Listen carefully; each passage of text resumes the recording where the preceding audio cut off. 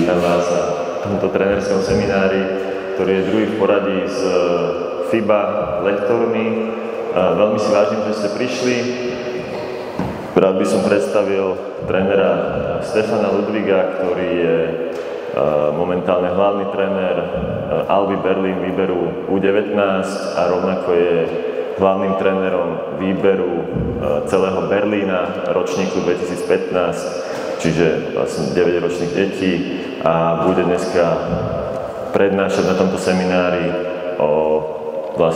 bude zameraná tá prednáška na minibasketbal, nejaké hry, decision making a shooting positions a tak ďalej. Nebudem vás už ďalej otrhovať s mojim príhovorom, nechám to na trénera a teda hráčov a hráčky. Ďakujem ešte raz. Okay, good. Good morning from my side as well. Thank you for the introduction. I don't know what he said. I don't know what was said already about me, but I got the Alba Berlin coach and so on. But I want to introduce myself a little bit as well. I'm with the program of Alba Berlin since 2017 and doing all the mini coaching there.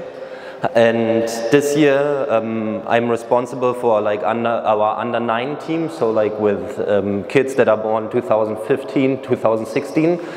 And I'm the Berlin-wide coach for the 2015 born kids. So I actually practice a lot always with those kids, and I was fortunate enough to go with the FIBA on the 1-year clinic course, which we started in Hungary and finished in Madrid last year, where maybe some of you guys were already at the other coach clinic of Nenad Trunic when he was here a couple of months ago. He was one of the lecturers there, so we very closely work together with the mini basketball teams.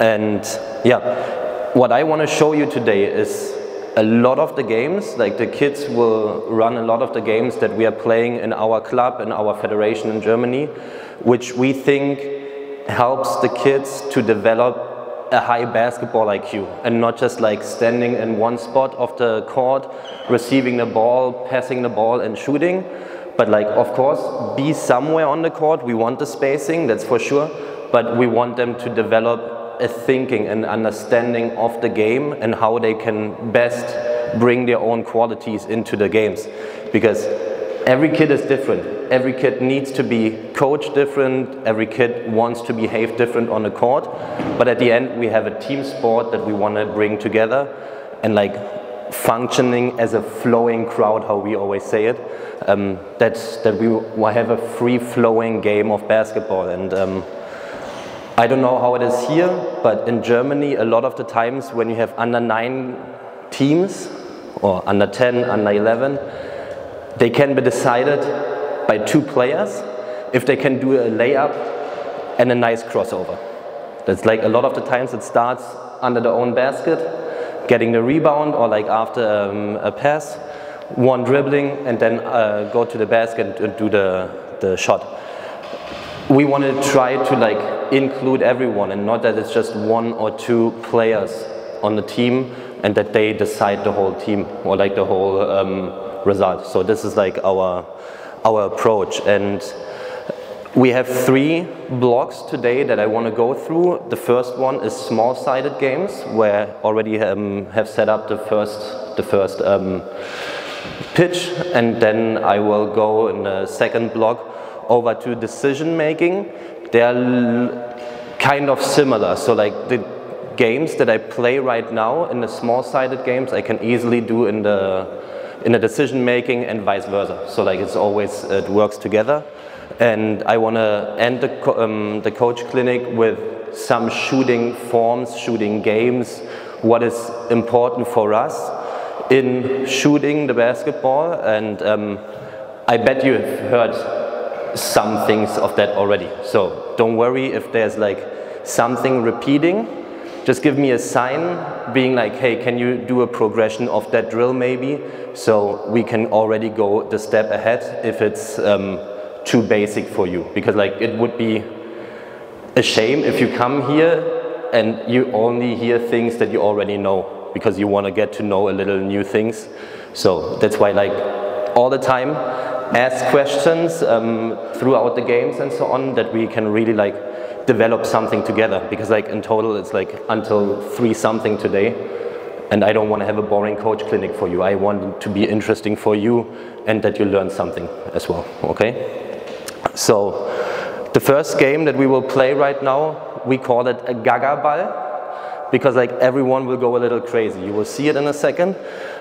What is important for us in those games is no one will be left out of the game. There's like one game, it takes part here in this pitch. Whenever someone is out, we still have an extra task on the baskets to come back here. So you will be never out of the game, and you have a lot of touches. Everyone is involved, everyone can get better at the game. So I will always do it that I explain the game to you guys. I have a very good assistant today here who explains everything to the kids, that they know it, and then we will start playing the game. I will interrupt it, and then you can ask questions, or I will progress with the game, okay? So yeah, first game is like everyone will be here inside of this field, so like you can come already. You put the basketballs here in the benches.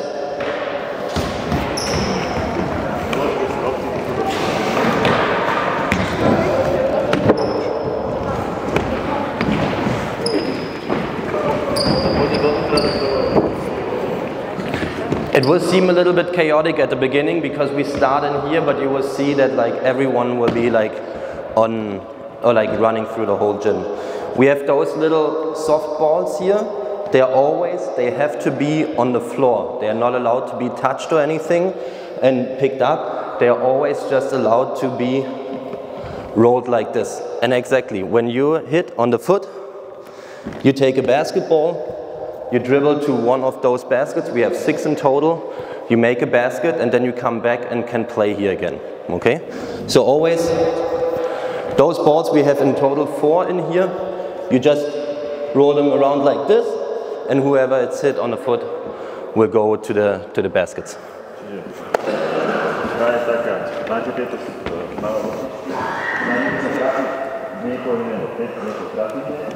Tak ten zoberie loptu na hociktorý koš.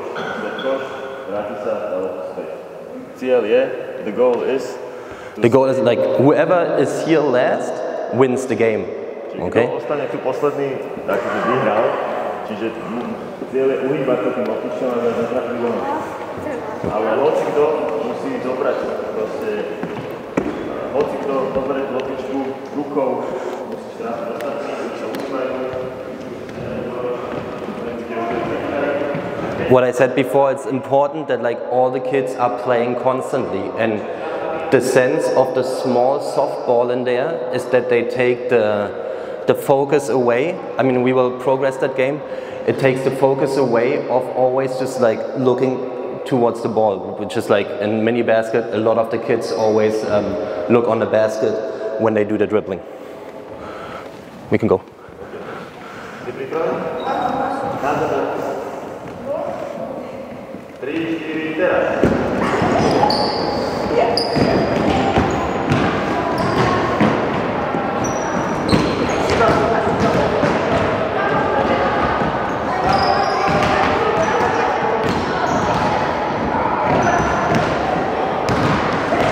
The reason why we use 4 balls or more, we want to create chaos in there. We want to create that all the kids always have to put their attention somewhere.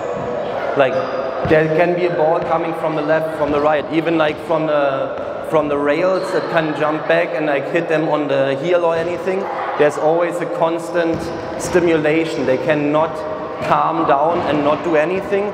They always have to do something. And what is really funny to see, do you remember what I said, where they can score a basket? I said all 6 baskets, right?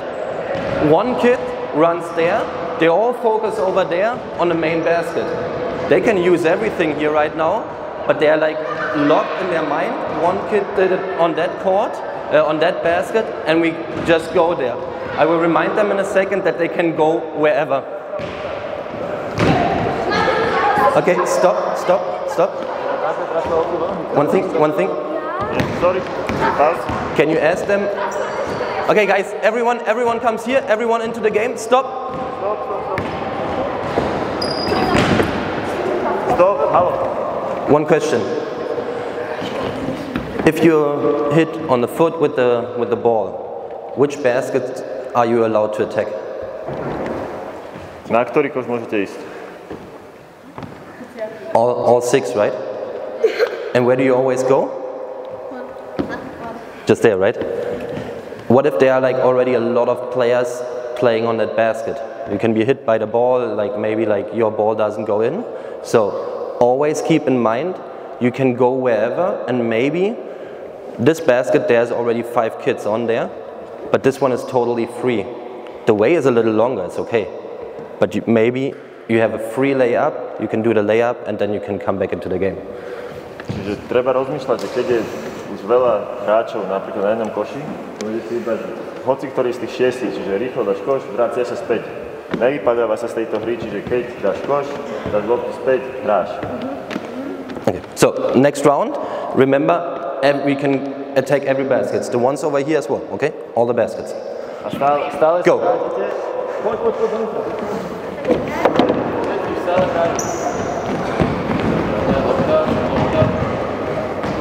Thank you.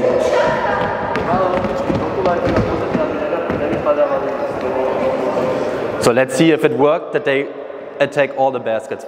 Because what I said, for me it's important, or for us it's important, to always attack a basket that it's free. I mean, in a real basketball game, we just have one basket that we can attack, but right now they should make a decision as well. That's why I said like small-sided games and decision making is more or less the same, but I want them to be everywhere on the court. Like always think about getting an advantage of the situation that I have, that occurs, because when I'm on the basketball court, hundreds of decisions need to be made in that moment, because like, am I here, I'm attacking that basket, my defender is on this side, so where am I going, where am I dribbling? I'm dribbling on this side, and I'm not going on the left with this. So like, that's why we always put up such games. Let's see how it works right now.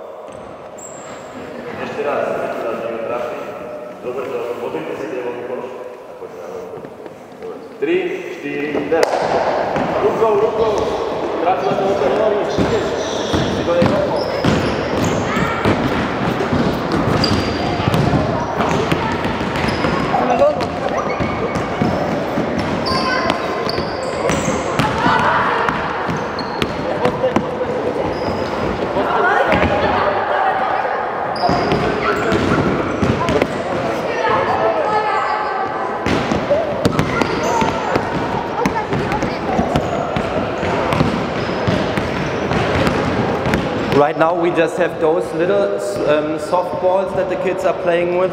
A lot of the times what we have is a little bit bigger, and then I maximize the field where they can be hit. Like right now it's really just a foot.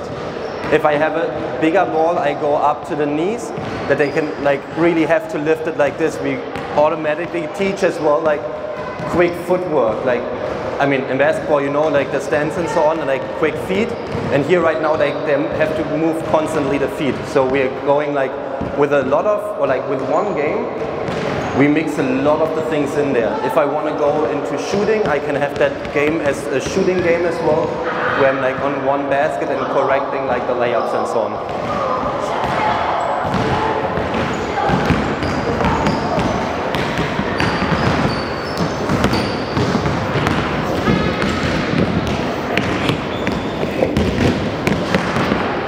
The next part, or the progression of that game, will be right now, like they play for 1 more minute or something. Next thing is they already dribble the basketball inside of that little field, with one hand dribbling the ball, with the other one shuffling the soft ball over. So there is like on a very limited space, the dribbling, and like a task with a non-dribbling hand. Like most of the kids will go with their strong hand, but I want to like have both hands equally developed, so that's why like we bring that part of the game in there. So yeah, then just explain them that they now with the dribbling, what I said, that they have to dribble in there and with the other hand. Yeah.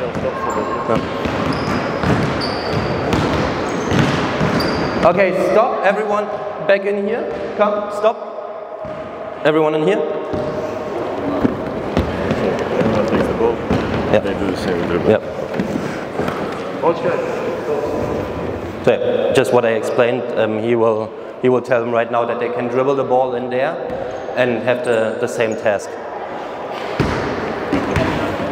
And now it will be interesting to see if they still go and attack all 6 baskets, or if that is already so much information that they go back to just attacking always one basket. So like for you, pick one child and look which basket it always attacks when they are out. Is it always going to the same basket? Is it making a decision to go to another one? Just like pick one of those kids and basically observe what they are doing.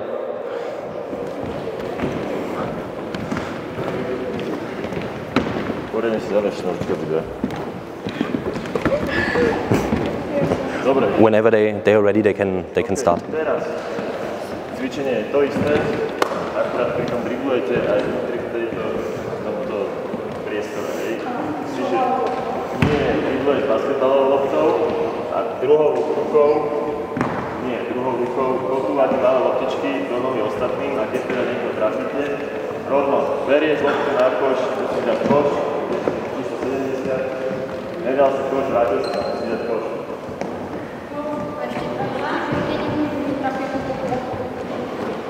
Nie, no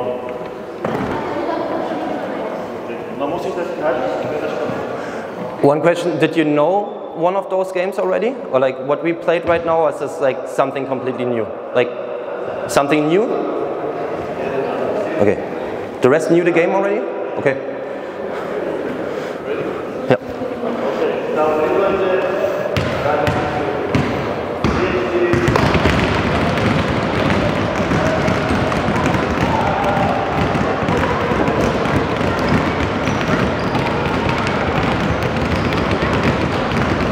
And you can see as well in the faces, the eyes of the kids, they're always looking somewhere else. Like it's the easiest way, or one of the easier ways, to let them get to know that they're not looking on the basket while dribbling. And there's another thing, always try to use external tasks more than like internal. Like internal would be, don't look on the basket while dribbling. External is this right now, where they don't know where they have to look because there's always something else happening and they don't focus on the ball anymore.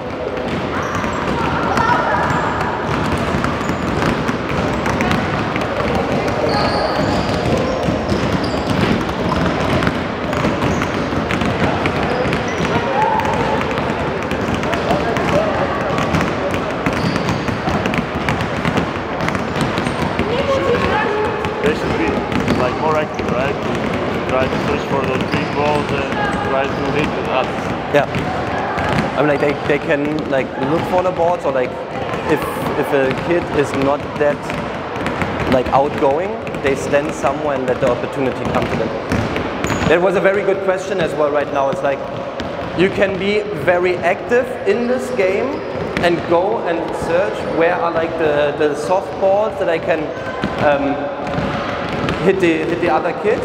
Or if you're not as outgoing as a child, and we all have those kids on our teams, you can stand as well, find your position inside of the game, and then still when there's like a softball coming, you can hit it and try to win the game. And when I say try to win the game, you see it. We could play that the whole day, and the possibility there's one kid remaining in that court is very, very slim. So like, I played that game since 10 years or something, and I've not seen the kids really finishing that game. Another thing is, when we play those games, it's nice, everyone is involved and so on, but we need to have a purpose as well. It's not like the purpose not just to play a game, it's to learn something as well. So if I would be coaching that or like doing that game with my kids, I would be coaching inside of the game right now as well. Like dribbling, I would focus on the dribbling. How are they standing? What's the body position? How are they dribbling? Where they are on the court? So then you need to go more into the details. If I would go right now into the details, it would be like too boring for you guys. So like every game that I showed today is basically just the basic version of that game, and then you have the task to coach inside of the game.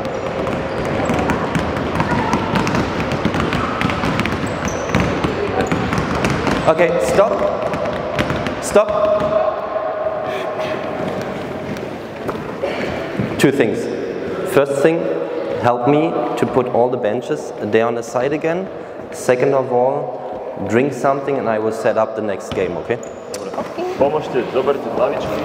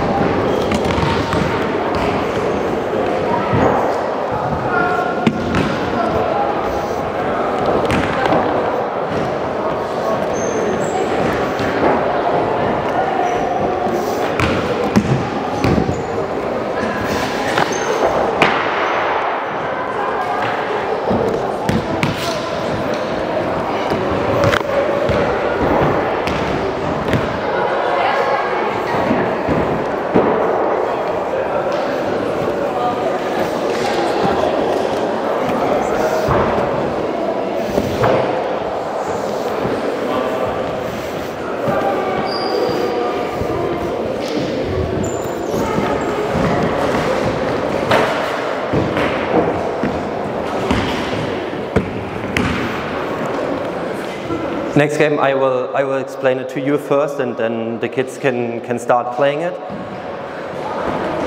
We will be having basically a catching game. So I will have 3 kids with those little softballs again. They are trying to catch the other ones. Catching is very simple. Just tick the kid on the shoulder or on the back, and then the right switches. So like if I was chasing before, and I got someone, I will be the one who will be chased right now. The cones on here are safe spots. So whenever there's one kid standing like this on here, they are safe and they can't be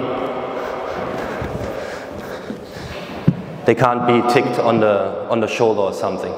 But there's always just one kid is allowed to be here. The other kids, when someone wants to come and be safe because they are tired or anything, they want to observe the game, they can come here and say, here you go, hey, here you go. So then they have to go away and the next kid comes here. But like if I have to go away here, I need to go to one of the other cones, not that just like, hey, here you go, and like there's a little dance going on here.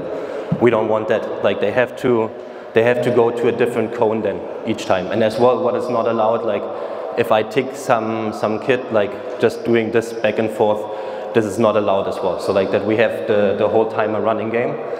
Normally I play it at the beginning that the kids get to know the game without dribbling. I think they are smart enough, fast enough that they can already dribble the ball. And I would always give them like an extra task over here as well. So like if they're standing like this, they can dribble like between the legs or like do some other ball handling games or like little tests on here as well. I will leave this out right now that they can observe the game a little bit better.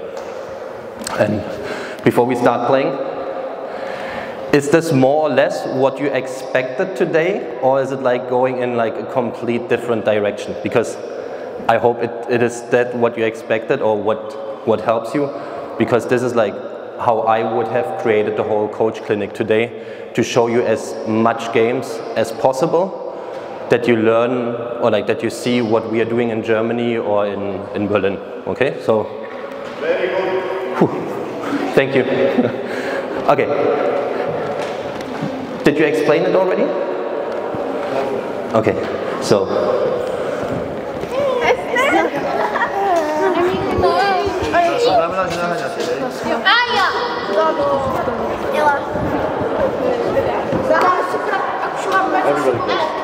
Everybody plays.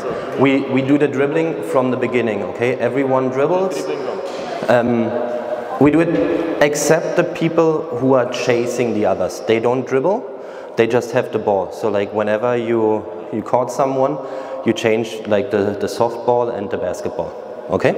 They don't have the ball? The people who chase don't... They don't have a basketball. Okay, čiže tí, čo naháňajú, nemáte basketbalku, ale keď niekoho chytíš, tak si vymeníte malú loptičku za basketbalku a tí, čo utekajú, driblujú.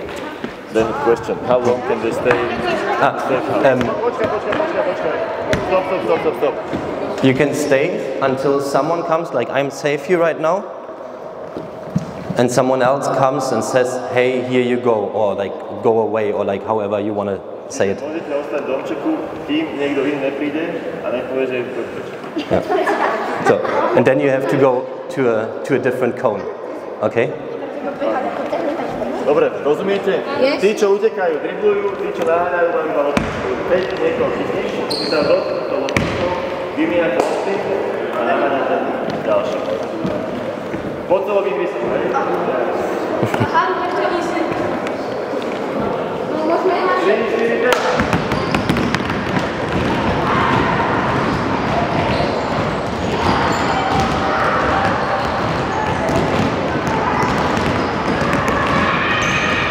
And again, here right now you see no kid is outside of the game. I mean, they can relax a little bit there, can observe. Maybe they're standing a little longer there, it's fine for me. But everyone is constantly involved in the game. No one is out.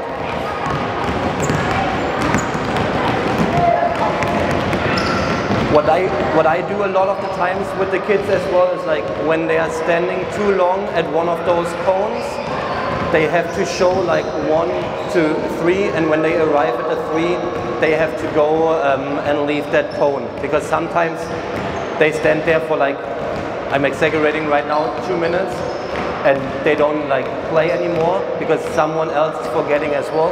Because it's again 2 things, right?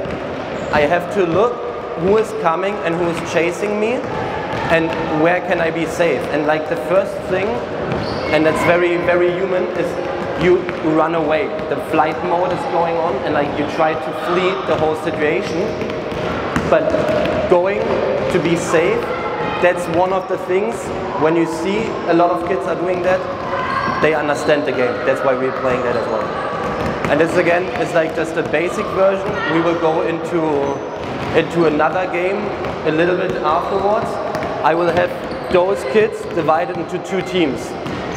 Each team will have 2 of those softballs, and they need to start chasing the others to have or like get rid of their softballs. So like every team needs to have the 4 balls, and then the other one gets a point. So like if we are together, we want to get rid of our softballs and bring it to the other ones, and then they like we would get a point.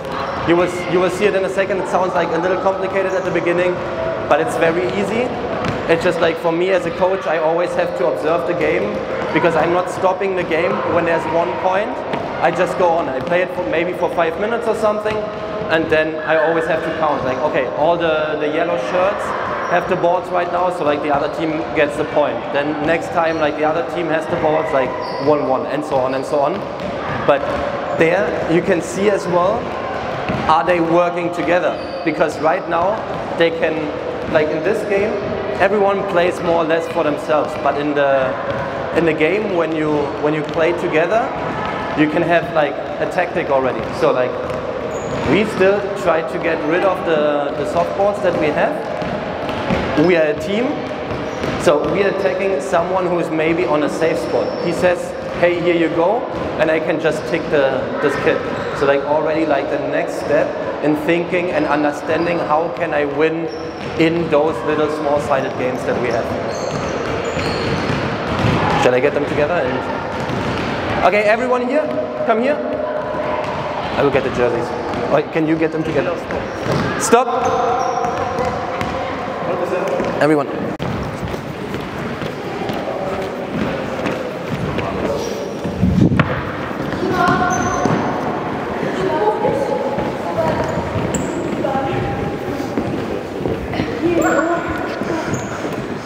I will do the teams. You can already explain the game if you want to. Spravte dva týmy. Máš kom? Tak to nemáš silné. Dobre, počkaj. To oni nevedia. Dobre. Ešte hľadám nechceš. I'm doing the teams anyways. Vy dvaja sem.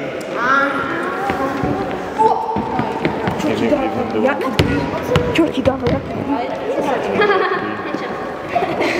Poď sem. Dobre. Ale že 100, hej? 8, 7. OK, chalani tam. How many we have? You over there. Okay, so just Okay. one team has softballs. They have 2 softballs and they have 2 softballs. Okay. They get a point, like this team gets a point when all the softballs are with this team, and vice versa. If like all of them have the softballs, And they can use the... it's the same game, just as a team right now. Dobre. Poďte sami, poďte bližšie. Čiže teraz hráte naháňať.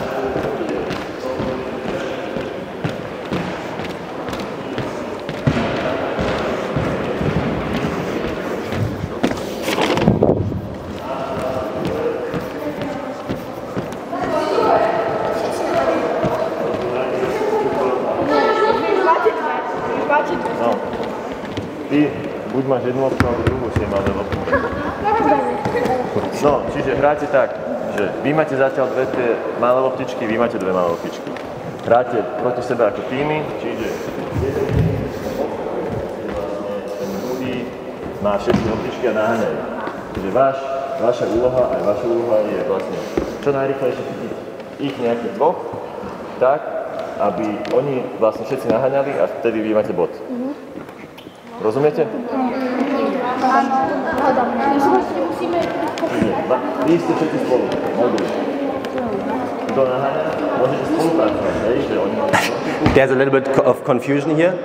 I play that game with my kids as well, so like when they're 8 years old, but of course they're already like a little used to how I am coaching, how we are coaching in Berlin, and we prepare those kind of games. So like maybe at the beginning it will be a little confusion, so I have to stop the game again, like let it explain again that they can play it. Ale bude aj nejaký basketbal, ale teraz je teda Budeme hrať aj ty, nie basket, ste prehrali. Je to možné. Čiže tímová naháňačka, hej? Všetci majú buď malú alebo veľkú loptu?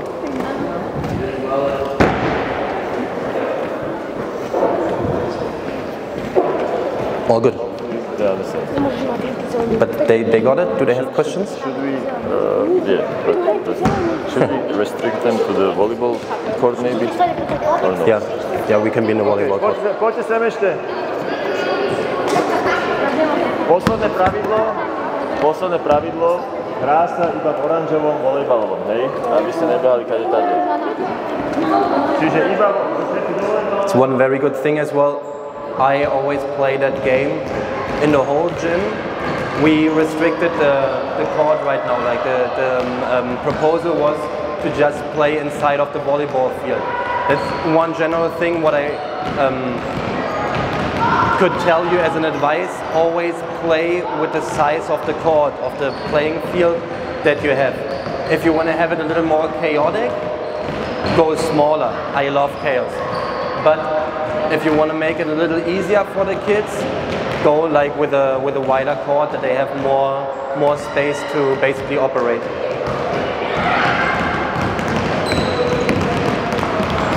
And because I'm talking to you, I don't know if there was already 1 point or not. So like, let's see what the result will be at the end.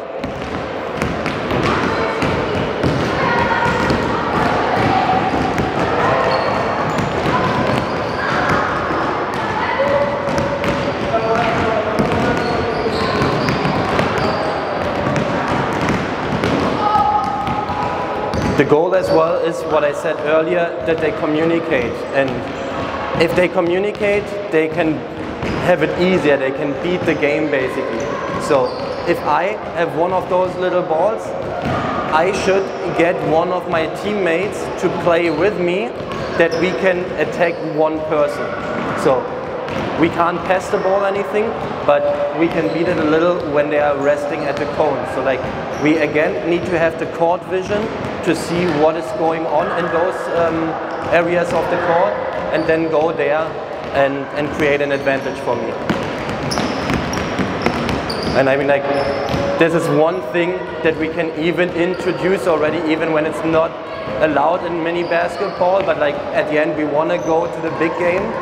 This is already preparing for a pick and roll or setting a screen, because I, as the guy with the ball, am calling another one to help me set a screen in that moment. I mean, we don't have that here, but it's already like the logical step that the kids have to communicate in order to gain an advantage, what I already said.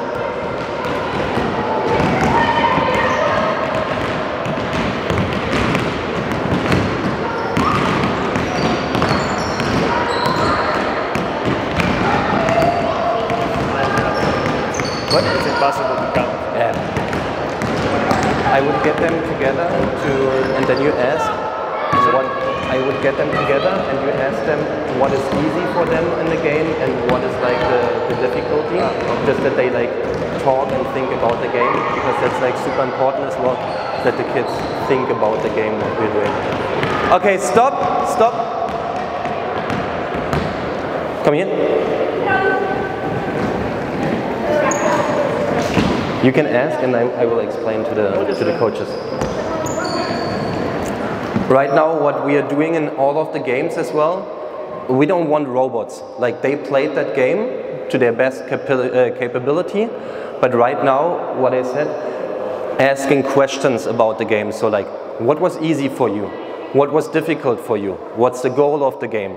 What helps you to be successful in that game? So like, every time the kids should think about the game, because they play the game, they've probably never played in their life, and if that would be over, there's no teaching point. They're not developing any understanding for that game or for further games. But if they think about it, it's like, just like it's a little feedback loop what we're creating right now, and that's what we are doing a lot. We are always constantly asking the kids what was the purpose of the game. I mean, you can't sit there for 10-15 minutes. We want them to play and to like be active the whole time, but always have a little reflection of the games, little reflection maybe of the practice before. Because what I always do in my practice is I'm there half an hour earlier before my practice starts, and one after the other the kids are coming. I always have constant communication with the kids, like, hey, what's going on, like, how was it in school and so on, that they feel valued as a kid. Because how I started playing basketball, and I started very late, I came into practice, we played 4 or 5 games, practice over, I went home and I was like, wait a minute, what did we do today? So like, we want them to be always there and have a relation with the coach as well, because the younger the kids come back because they like you as a person and they like the games that are played in the practice. And later on, when they go pro or whatever, then you have a different relation between coach and kid. But at the beginning, you're the one why they are coming back. So last year I had an under-12 team, and at the end of the season I had to tell them, yeah, I'm leaving, I will have another team next year. They were really sad. I don't, like, maybe because I'm a good coach, like I did something right, but they were sad because like we had a relation with each other. I knew everything about those kids, like when was the final test in I don't know, exam in English, in math, whatever. But I knew always constantly what was going on with them besides the basketball games. I always gave them like little types of homework. So, I mean, I'm from Alba Berlin, so like their task was, hey, how many games will be over the weekend for Alba Berlin, for the male and the female team? What will be the score? I always wanted them constantly engaged with basketball and thinking about like what is important like in those games. So the relationship grew even outside of the practice hours. And that's like something super valuable for coaching really young kids, like really having that relation. So I mean, don't let it get too close, we all know that, but the important is really knowing what your players are dealing with, maybe because they're coming back for you. All good? Next game will be super easy for you. Rock, paper, scissors. I bet you know that game. We will be on the mid-court line. Two players stand like facing each other. The basketball is in between them. They play rock, paper, scissors. Whoever wins grabs the ball. Is offense. The other one is defense. And again, like all baskets can be attacked. What did they say? What was easy and what was hard? It was hard was to keep inside of the lines and dribbling, and but counting was easy because those guys won. Okay. One thing was like keeping inside of the lines. I mean, the younger the kids, the harder it is that they really like respect the sidelines, the baselines, and everything, and knowing the lines of the court as well. Like, I don't know how it is here, but I struggled big time this year with my kids because they all started playing basketball. So they were coming, doing like an inbound pass, and what did they always do? They got the ball, and we're standing already inside of the court and trying to inbound the basketball. So already like playing with the court lines and so on is very important that they see those lines as well. Okay. Rock, paper, scissors. In the middle, I will clear the cones and again attacking on all 6 baskets.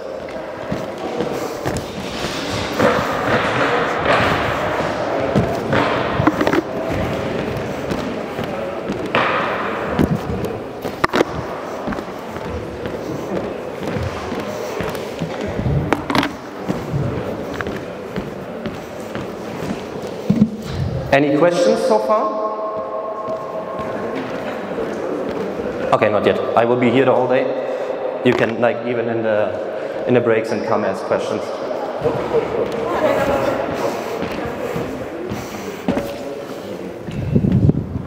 They play on made basket or one shot? Yeah, one shot. One shot is okay.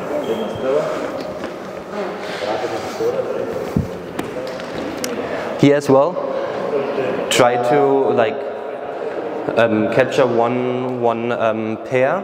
If they're always going to the same basket, are they going to a basket that is already full because there are like, one or two other teams already playing there? What are their decisions? Where are they going? Like always like try to see that as well. Okay.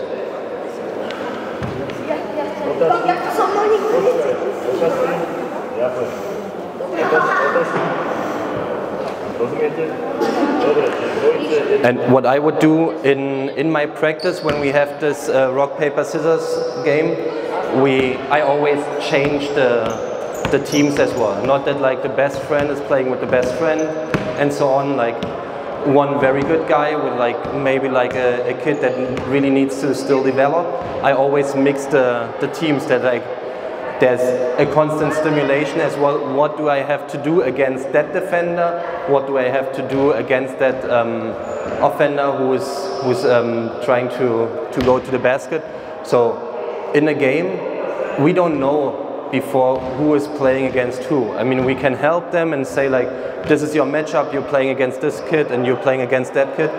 But the more influences they get, the more, ways of beating the opponent they know. And like what I said, like not just like one crossover and then going to the basket, because everyone will be a little different again, that they have the stimulation. I will be out of the way.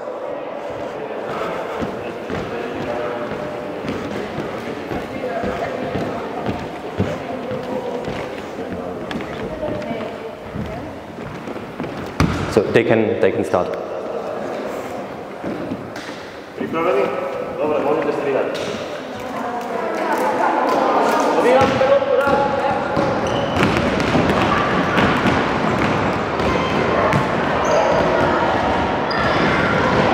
What is really important for me as well right now, you see that the offense has a big advantage because they can decide for the basket, they can decide for the direction, the speed and so on.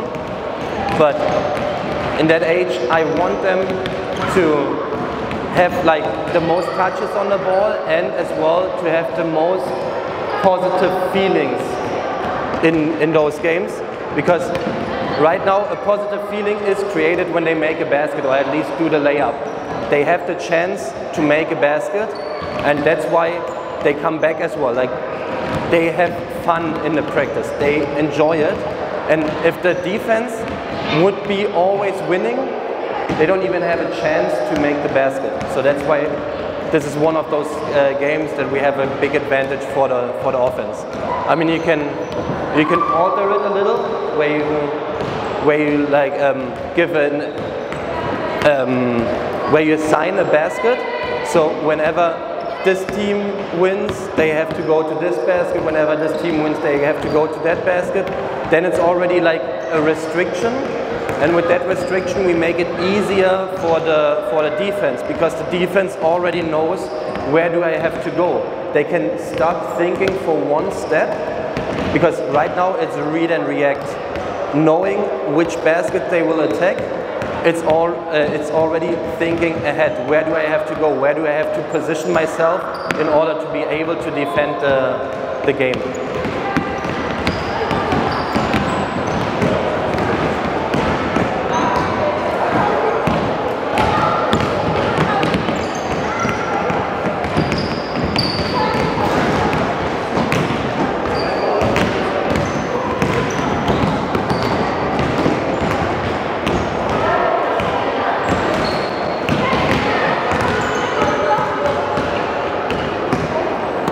And what we always do is trying to have as many baskets available. I mean, this gym is good already with 6 baskets. I'm practicing in one of the gyms with our teams. I just have 2 baskets that they can basically play on. So I will always have different goals where they can aim at. So I try to have a cone here on a pedestal or something, that it's a little higher, so that they can shoot on that goal, on that target as well. So like they always have multiple options to score.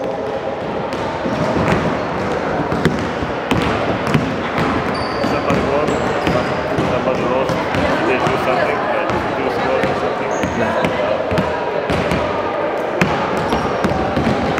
A question was right now if the person that loses a point should do any extra tasks like squats, push-ups, whatever.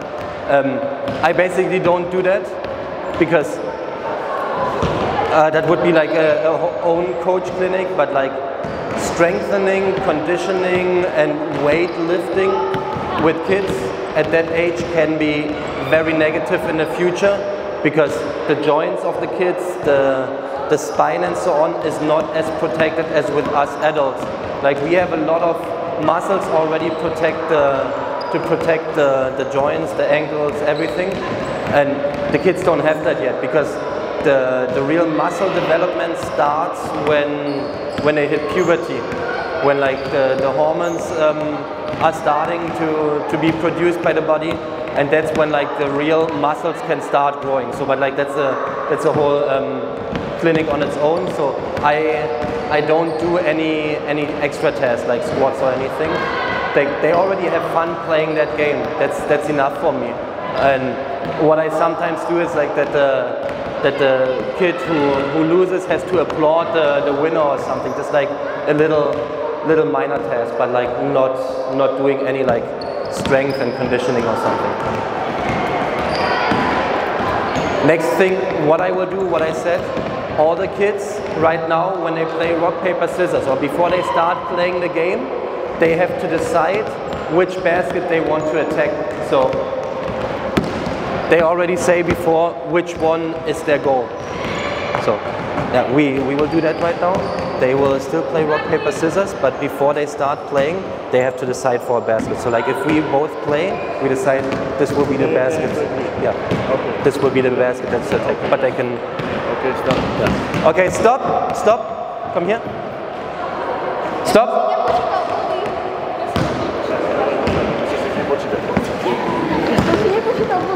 Dobre.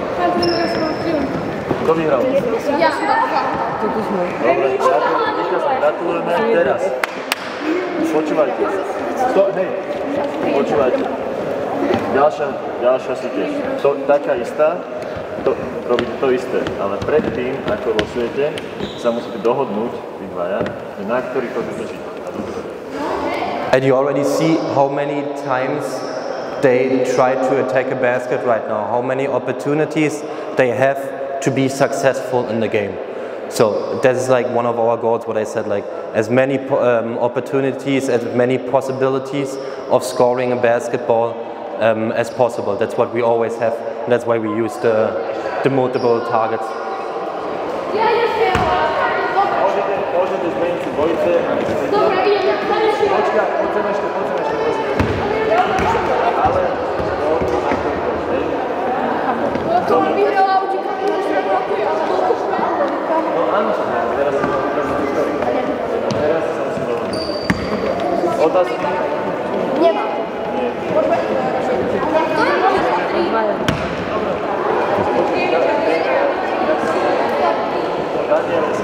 Again, like, let's see if the kids, like one team always decides for the same basket or a different one. And you see, the ones that really want to play, they already decided for a basket. They already start playing that game and not like arguing a long time, like already get going.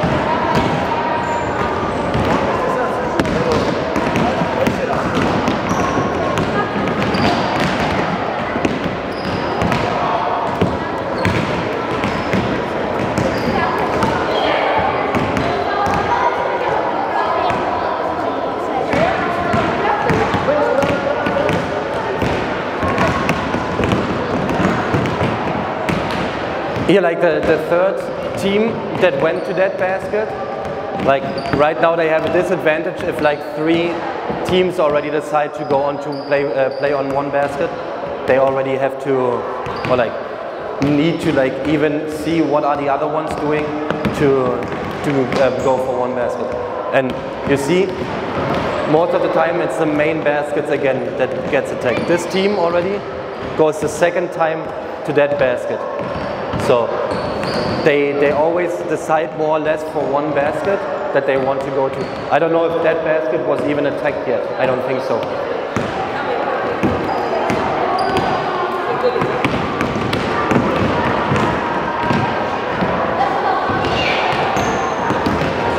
Okay, now it is.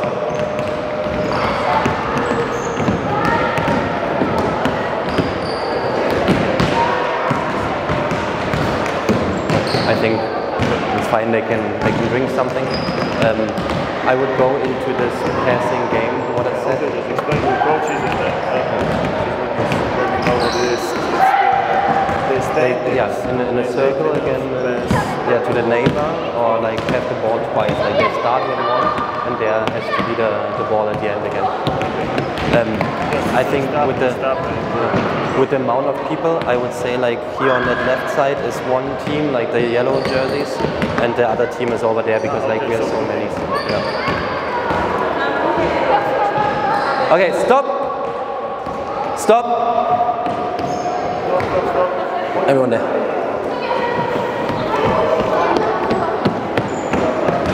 Next game that the kids will do is a progression. It starts with, like, they're standing in a circle, they have to pass the ball. It's very static at the beginning, and then like it gets more and more movement. So I will explain it to you guys. At the beginning, we will have two teams right now. Like one team with the jerseys is maybe on this side, and the team without jerseys in this side of the court. They form a circle. One kid has a basketball. This kid needs to receive the ball, the basketball, at the end again. But there are some restrictions. First restriction is you can't pass to your direct neighbor. So if like there's a kid standing left and right of me, I can't pass there. Everyone is allowed to just touch the basketball once, except the kid that starts the passing, because he or she gets the ball back. That's exactly how I explain it to the kids as well when I have the practice. Because I want them to find a solution again. And here, like a lot of the kids come up with two things. First thing is like showing the hands or sitting down after I passed. What is my preferred thing? Showing the hands, because this is like when I'm ready to receive the ball, I wanna show my hands that I'm ready for it. So like if I wanna receive the ball, I have this, and afterwards I go like this because I don't want to receive the ball. So they should come up with their own solution. We will help you right now that like the progression will be a little easier to see. After this, I will bring a second basketball, a third basketball, depends on the level of the kids. But as well, like what I want is yelling the name of the kid that I pass the ball to. So if I want to pass the ball to you, I need to know your name. Then I am like, you show your hands, I say your name, and then you would get the ball from me. Next thing is if you want to go on passing the ball, you want to pass it to you, you have like hands and saying the name, like that. We always have that communication. And as well, like I don't do that today, but like normally I have another basketball. Like you need to see that it's like, here we have the molten ball with the stripes, like have another ball like without stripes or anything. And that's like, you have one time, it's the forward round. So like I have always the same setup of players that I want to pass the ball to. And then I reverse the whole thing. So we go backwards. And here I reverse as well. Like I'm not saying the name, like I want to pass to you. And I'm not yelling your name anymore, but you shout my name that I pass the ball to you. So like as well, like the kid that wants to have the ball that is open at the end on the court needs to say the name of the kid who is having the ball and could pass the ball. Because like a lot of the times the kids are overwhelmed as well with all the things that are going on the court. So that's why we have this in there, that they help their teammates receiving the pass in that moment. Because, I mean, I don't know how it is with you guys, but I am very, very convinced about the kids. They always want to do the right thing. They want to win the game, or like the small-sided game, whatever they are playing. They never want to, like when they come to your practice, they never want to like play against the game. They always want to be successful. They might not be because there are too many factors that they can't be successful. So I, as a coach, I have to help them with the most precise and short tasks that they can succeed in that. Is that clear what I meant? That was like for me it sounded a little cryptic. So I always want to help them because they want to do the right thing, but they are maybe not capable of that yet. And that's like the age as well. I mean, I can't coach an 8-year-old kid like an 18-year-old kid. The 18-year-old already is way further developed with their thinking, with their cognition. So I have to help the kids the younger they are. So let's see how they are right now, and like we will develop that game further and further, that at the end there will be even a basketball game created out of that, game that we start in a circle. Maybe that's already the last game. Let's see how they are. If not, like I have some more games for this part of the session, what they should develop. And at the end, I have 2 games in one, and that starts out of one game, like in those circles right now. So like that will be a little experiment how far they can go on that journey. So, but like maybe keep track how many different options I can have. They know it? Yes. Okay. Then like I would say like yellow over here, and the other team over there. Oh, the other way around, it doesn't really matter. Jedna lopta, modrý tu, jedna Again, maybe like your side of the audience, you look at those group, and you guys over here, you look at that group, and let's see how they will do it. So first thing is already what you see, they form the circle. They already need help to form a circle. One circle, like here.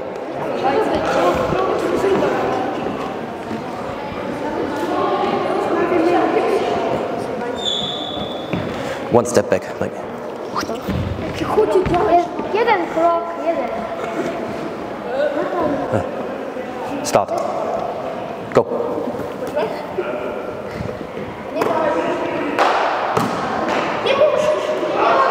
That pass was already not allowed to the neighbor. So, already, give the ball back. One more time.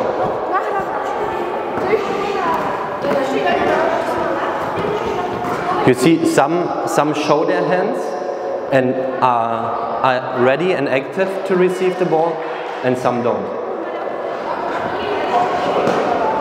You go on.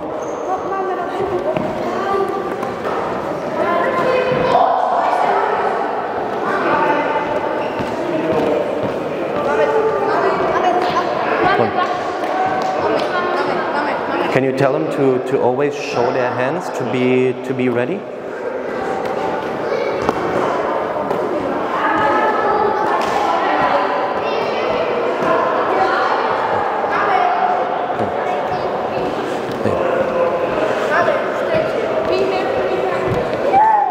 Two balls.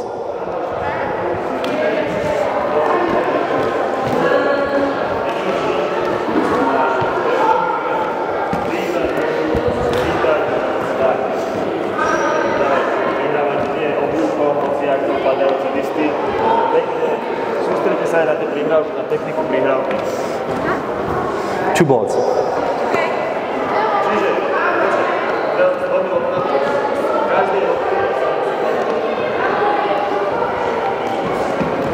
I start like this on purpose, that they are on like just standing there to understand the game, because right now we will start to move. They will run around in their half of the court and like always still passing the ball. So here, learning, that's the first part. Right now, like more of a basketball version, that they run around and pass the ball. Go on.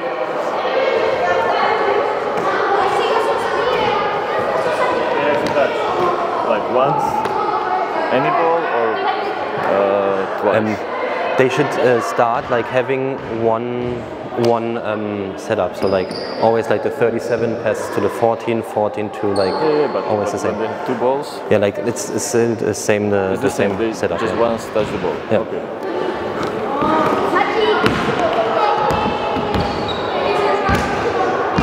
And but then we can go on as well. Like next one would be like running around in like their half court and like always be in motion and pass the ball just like how they do it right now, but in motion, not standing around anymore, but like always running. Okay, like we will get down to one ball again. Okay. Like they are running around in their half court here and always pass the ball, but like they always need to have the same setup. Like 37 is always passing to 14. 14 is always passing to 57 or whatever. Always the same setup. Okay, and they are moving. And they are moving around in their half court. Okay, stop. Come here. That you can explain it for all the kids.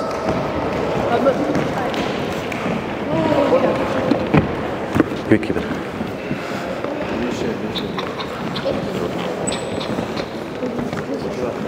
Čiže teraz robíte s jednou loptou v kruhu, alebo stále sa musíte v rámci polky, stále sa nejdete, musíte. A lot of the times I stop with a stopwatch as well, like how long it takes them to pass the ball, like one time around. And like with this already, with this little differentiation, they start passing the ball faster. Of course, like sometimes like they let go of the ball and like it bounces somewhere in the gym, but they have a little harder passes, what I want, and they passing faster, because like a lot of the times, especially with beginners, a pass, like there's an opponent standing somewhere and the pass looks like this.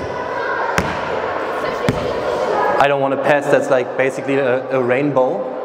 I want like a direct pass, as flat and as straight as possible. So that's what I already have when I put like a timer in there or something. As well, what you will see, the kids, the time pressure a little bit, and I will have in a little bit 2 or 3 balls in there again, and already the precision that they have to have when they're playing with 2 or 3 basketballs, it's higher, and they have to communicate better, and they have to be more interacting.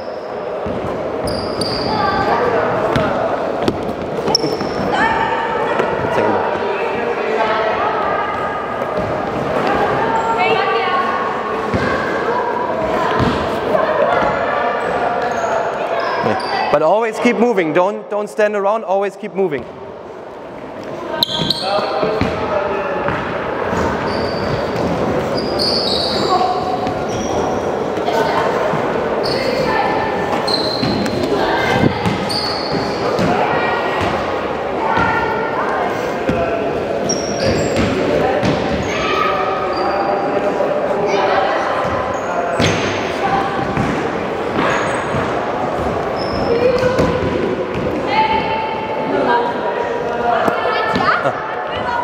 Free ball.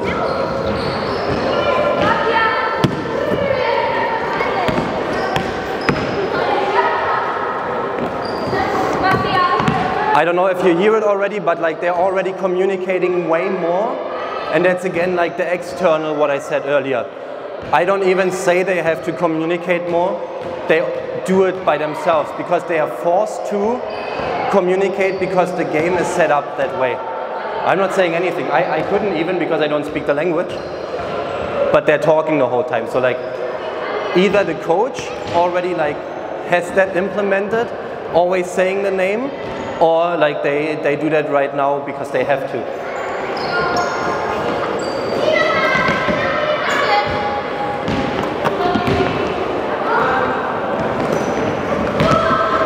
What I like as well about this game is what I said earlier. I love chaos because there's always chaos on a court. So right now they have to focus on more things again, but they're not really hitting each other even. I mean, they are running around a little more than them, but they are always having like to see, is there a ball coming from this side, what is happening on the court, and they don't really hit each other with the basketball. So this is one of the other things, like the awareness, the court vision that they should have. We have it in that game.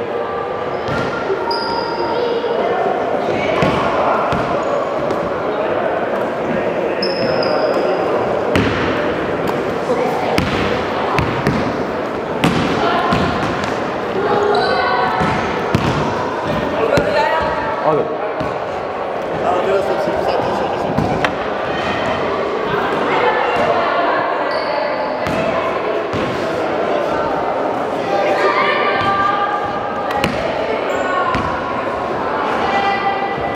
Okay, stop, stop.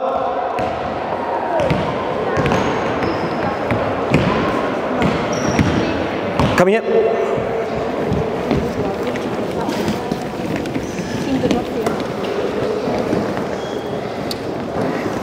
1, 2, 3, 4.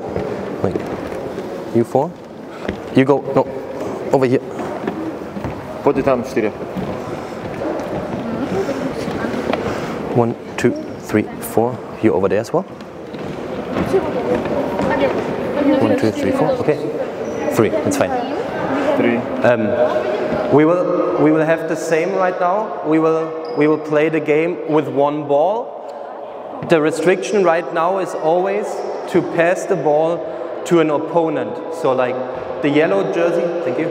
The yellow jersey would always pass to one without a jersey back to the yellow, and so on and so on.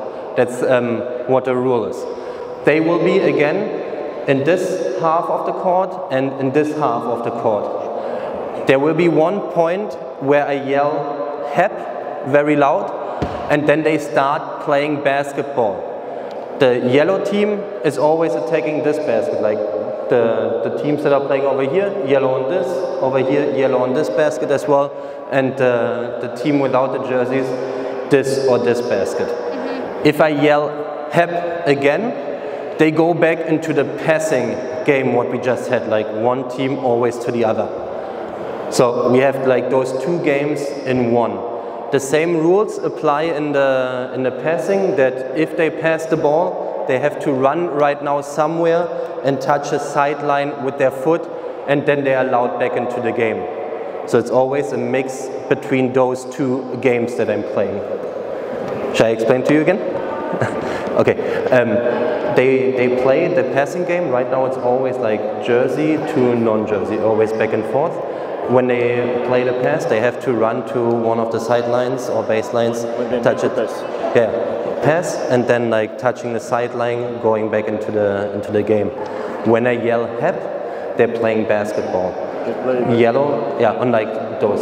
Yeah, on these. Yeah, yellow on this and this basket, non-jersey on this and that basket. So like, and when I yell "hep" again, they're going back into the passing game. "Hep" again, basketball. So always like a back and forth.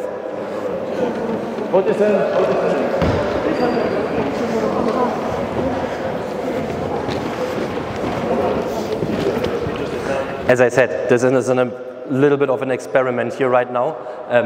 My team is used to that. Let's see how fast they can switch between a passing game to a basketball game. My reasoning behind, or our reasoning behind that game is they always have to adapt to a new situation.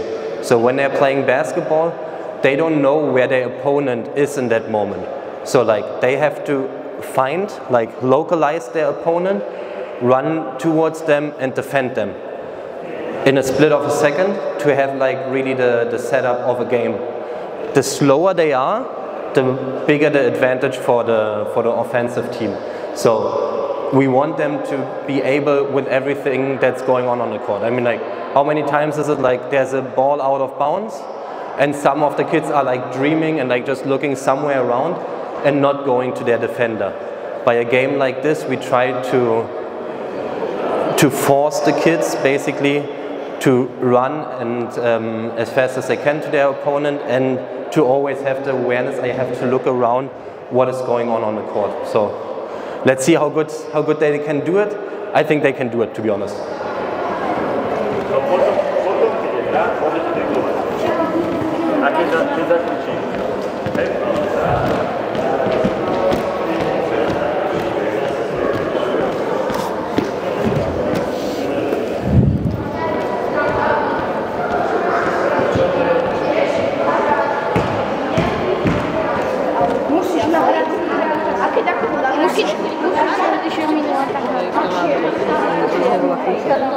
They got it? You want to try it?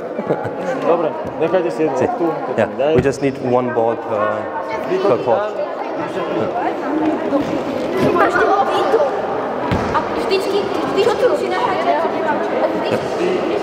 Yeah, you're over there. A keď dáš prihrávku, bežíš na močnú čiaru, odpieš sa a zase ide to.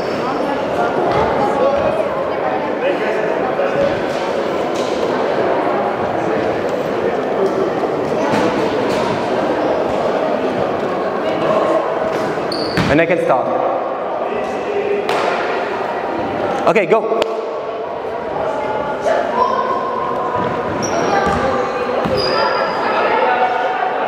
Pass and the lines. Very good.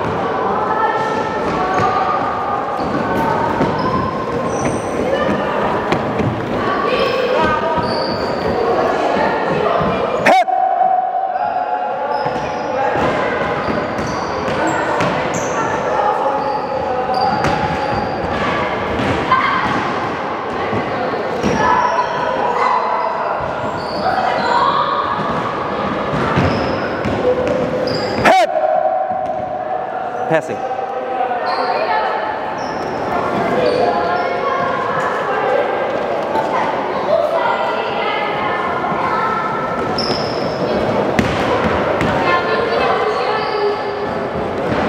But moving the whole time, running.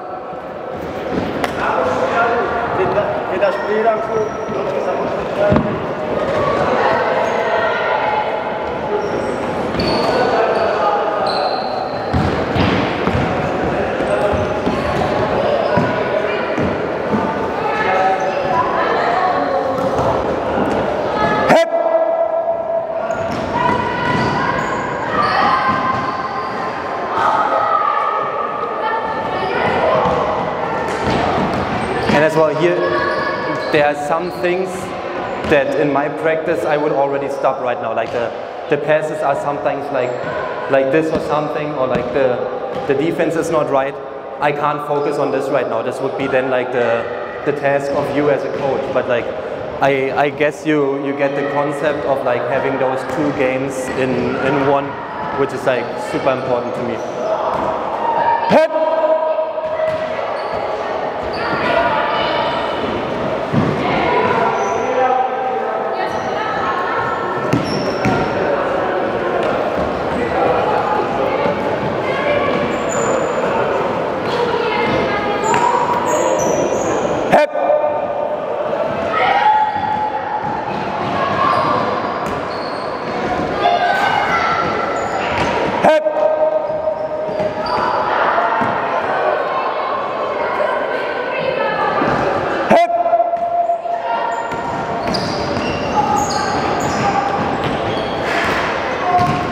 Try to see the faces of the kids again when I yell "hep" and when I have to change the type of playing. Like how long it takes them to understand that we're in a new game. Like it's easier to see when it's from passing into the basketball game, but try to see that. I will yell "hep" like quite often right now to change the game, but like always try to look at that. Hep!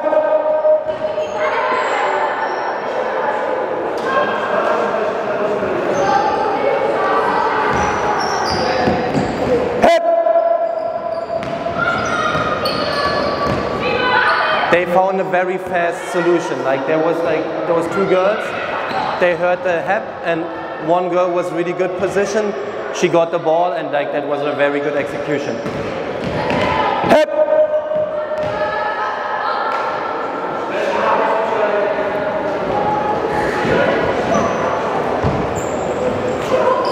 Hep! That was a selfish play. There I would have said something, because like one guy with the ball, two kids are really good position as well, left and right, so they had a good spacing, but the pass didn't happen. So this would be something that I would interfere. Hep!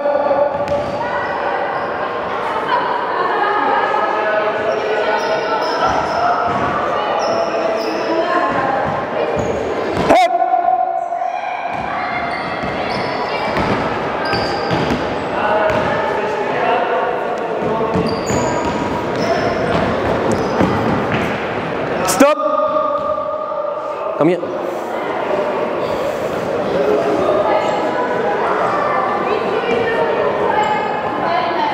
I would be done with the kids right now. I will say some more things, but like they can basically sit down. I want them to applaud like for the kids really quick. Those were probably all games that the kids didn't know yet, so it would be very good of you if you can like applaud for the kids right now, because they did that really good. And let's go here, one huddle. What do you always say? That's not team. That's not team. 1, 2, 3, yeah. That's not team. You have to say that.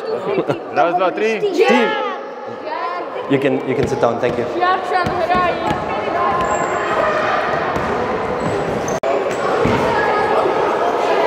I hope for the first part of the clinic today you saw how I always basically have every kid that is in practice involved. Like everyone always had constantly something to do. There were some games that like, I think they turned off their brain for a second because they were overwhelmed with the amount of new games as well. But in total, they always played. They always had the opportunity to do a layup. Like we had the dribbling at the beginning for the first games. We had a lot of passing in there, and we altered all the time the games, which is very important to me. And when we try to teach basketball in Berlin or in Germany, we go, of course, with like the three techniques, like dribbling, passing, and shooting the ball. And what I said earlier with the pressure that we put on the kids, it depends on the technique that we are teaching. Because in dribbling, we do that all the time. The kids can more or less dribble. If it's already the right technique that we want or not, so be it at the beginning. But we want there to have the timely pressure. So with the game of the catching, like the hey, here you go, there was always a constant pressure, like someone is coming and maybe catching me.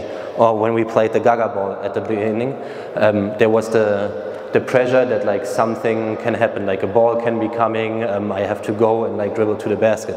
So there, the pressure, the time pressure, the opponent is there at a very early stage. Passing is a mix between an early pressure and a late pressure. So what you saw, especially at the game at the end, at the beginning there was basically no pressure. I mean, there was like a restriction, like where to pass the ball, how many times to touch the ball, but there was no pressure. Like if I have to get the ball and be sure how I'm holding the ball to be able to pass it, I have the time that I need. So, and every kid is different there again. Like maybe I'm super slow, like I'm like wanting to pass the ball like this. The other one is already catching the ball like this and can pass it on. Every kid to their ability can make the pass. With the next, or like with the progressions of the game, there you saw that that's going on, and like there comes more pressure up until like a game at the end. Shooting is the technique that we put the pressure on last, because the technical aspect of shooting is the hardest. And I mean, I bet you all experienced that, like teaching someone how to shoot the basketball takes time, takes a lot of repetitions, takes like different forms of shooting. I will get to all of that later in the part of the clinic. But the pressure of shooting is always what we have the lowest, because we want a clean shot. Because I bet you all know the game Bump Out, right? Where like there are two, or like there's a line, the two first players have the ball, and whoever makes the ball gets back on the line and is safe. And when the guy behind me hits the ball, the basket, then I am out. The thing is, we don't have like the way of shooting how we want to. We have like this as a shot, and this is not what we want. So that's why like the pressure there is the lowest. So I hope this is already like for the first part of the small-sided games already, like the philosophies, what we want to achieve with the kids is more or less clear to you. Are there any questions right now about like the first part of the clinic? Overwhelmed? Oh, okay. Good. Okay. Thank you. Thank you. Then I think on the plan was like a 10-minute break, 15-minute break or something. Let's make a 10-minute break. So 11:10, we are here for the next part of the session. So when everyone could take a seat again, that would be great. So we can get into the next part of the clinic.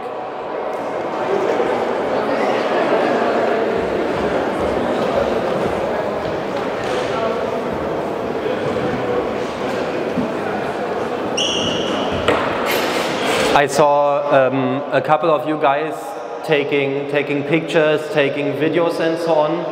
All the games, or like the list of the games with an explanation, we have it online. So it's a huge online summary of the games from our club. Of course, we have it in German. But as soon as you go to that web page, it will translate the game as well. You have a video where, like, of course we are talking German, but the description of the games will be translated then. So you can go to that web page. It's called Albathek because of our name of our club. But we will send that around that you can check the games afterwards as well. So I mean, if you want to keep filming, but all the games will be listed for you later. And like this online clinic that we have there has more than 400 games. So, and they are free of charge. Everyone can use them. Spread them in your clubs with your colleagues. Everything free of charge. We don't charge anything for that because we want basketball to develop, and we have it as well like multi-sport in there. So not just basketball, but we do like some indoor hockey. We do it with soccer as well. So or like not all, but like different kinds of sports are illustrated there. Because what is for us super important is that we're not just practicing basketball. We are practicing basketball and other sports. And this is due to like multiple reasons. One reason is if you specify too early with a kid, that kid is just good maybe at one sport. But every type of sport can help us develop certain things, certain aspects of the game. For example, I mean, I don't know how it is here, but in Germany, football has one really big advantage. They always are better in passing games and spacing. They have a big advantage towards us as a basketball club. So what we do, like our club on Mondays and another football club of Berlin, it's called Union Berlin. For our youth pro teams, Mondays, because it's like after a weekend of competition, Mondays is an off-sport topic day. So that means off specific sport topic team. That means on Mondays, the guys from the football club from Union Berlin, they do either track and field, karate, gymnastics, or basketball, like nothing football related. We do the same thing, like Mondays is non-basketball related because we want them to be able to do other sports. And as well, maybe you know, like in football there's one injury that happens specifically to football players a lot. I'm not talking about like a knee injury or like the feet or anything. Do you know what a lot of football players have as an injury? What? Kind of injury. The ankles, yeah, but like I mean like the, oh god, I don't know in English, the adductoren, like everything in here between the thighs, and as a very easy reason, they're always sprinting like this from one side to the other. They don't have any lateral movement. So this is what they don't have. And as an injury prevention, this is something that they realized as well. That's why they play a lot of basketball nowadays as well, to, in the long run, don't get that injured. I mean, there are like other factors, but look at Greg Oden is for me always the biggest example. That guy was super hyped when he came into the NBA. Boom, injured, the body couldn't take it anymore, he's out. And he's not playing basketball anymore. And like in the NBA and so on, they specialize on basketball and just the game of basketball, not even practice. They specialize on that too early.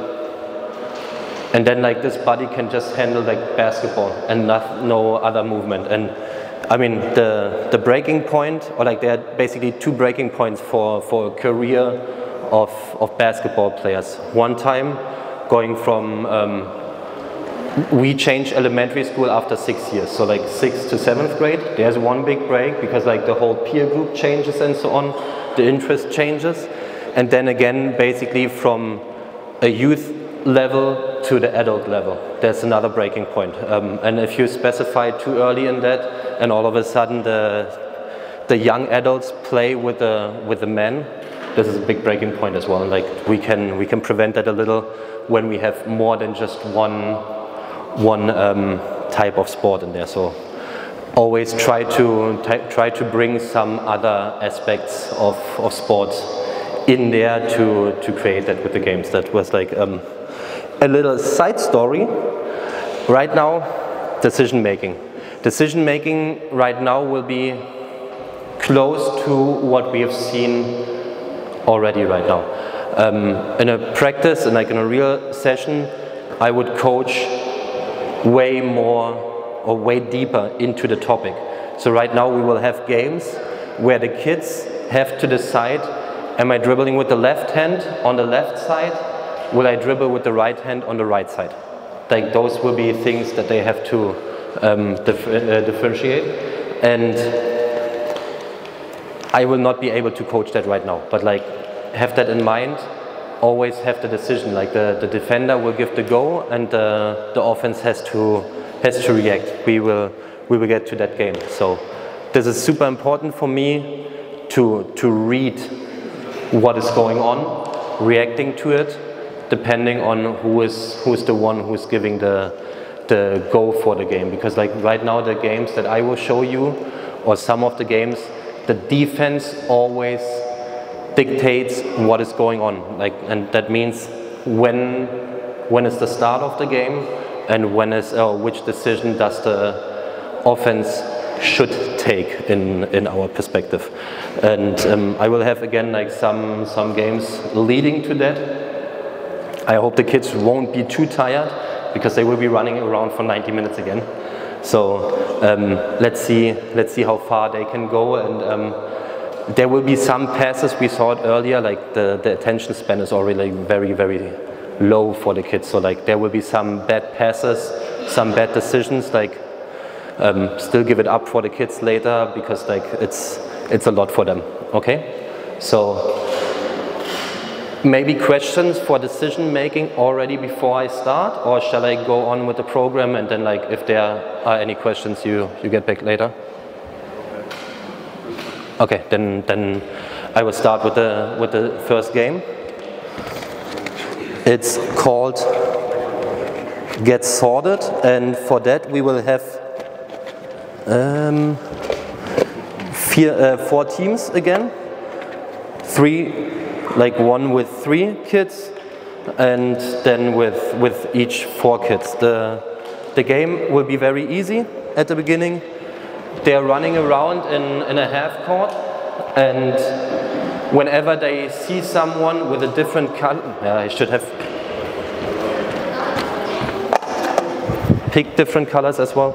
As soon as they see someone, like cross with someone with a different color, bless you, with a different color, they are changing that color. So like always there's a new color in my hand, and at one point I will yell HEP again. Normally it's, I would yell Get Sorted, but HEP is, I think, the better signal.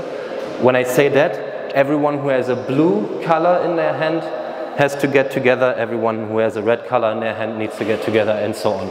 That will be the first part of the game, and then we will go with this game into a basketball game as well, that you can see that. We will do that afterwards. Now they can dribble already, yeah. Like everyone can have a ball. I would say we just play it on this half of the court, that they don't have to run like everywhere around.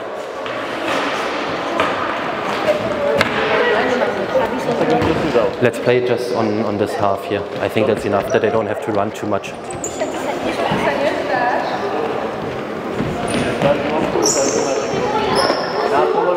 Počúvaj, na tejto polke hrá sa naháňačka. Čiže hrať naháňačku dribuješ, ty chytáš niekoho, kto má inú farbu. Keď vysíš, tak si vymeníš spoloček. A musím chytať niekoho, či môžem iba stáť?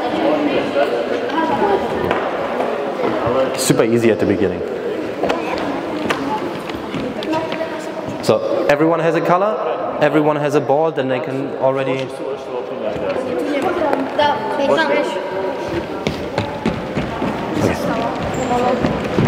Okay.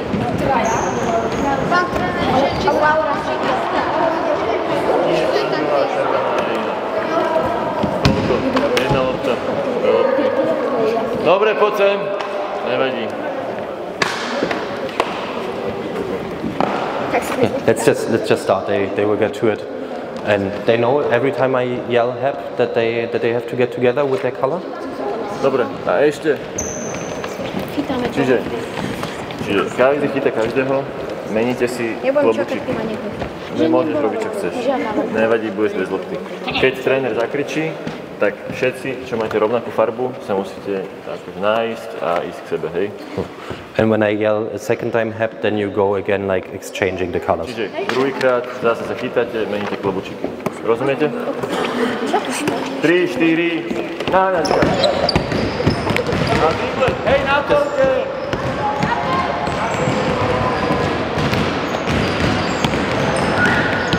Oh yeah.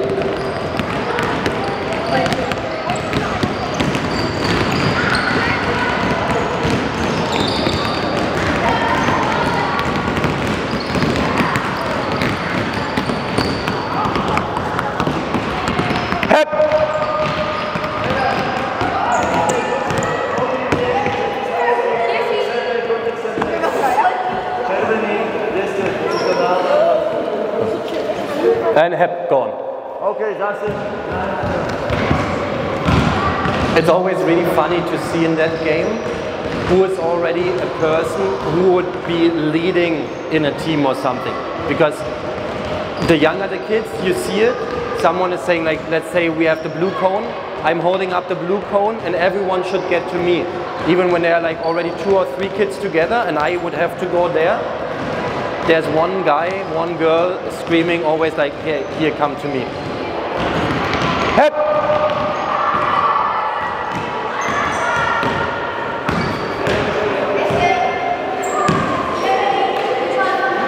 Help!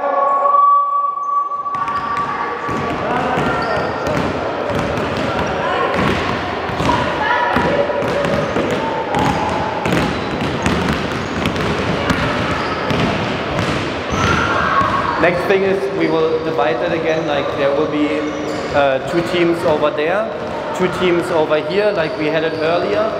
Still always exchanging the cones, the plates with the color, and when I yell "help", I will throw a basketball into those games and they have to play basketball against each other in their teams.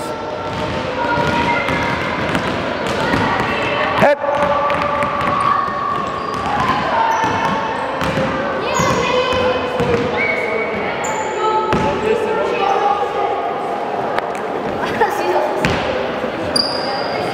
I would say like the teams that were here on the left earlier with the game, they play here again, and the other teams, the 2 teams that were here, will play over here.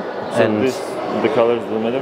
Yeah, the colors then, I mean they still exchange it, and when I yell "help", they in this field they will get sorted. No, like the colors don't matter anymore. Like they will run around in the field, still like do this. When I yell get sorted, they need to get sorted in their team, like yellow or non-jersey, and then they play basketball against each other. So like we have again basically two games in one, and like 7 kids will do it over here, 8 kids will do it over here. Like in the first part, until I yell help, it's still like exchanging, and then when I yell help, like they get in their team together, like yellow or non-jersey, and then like they will get a basketball.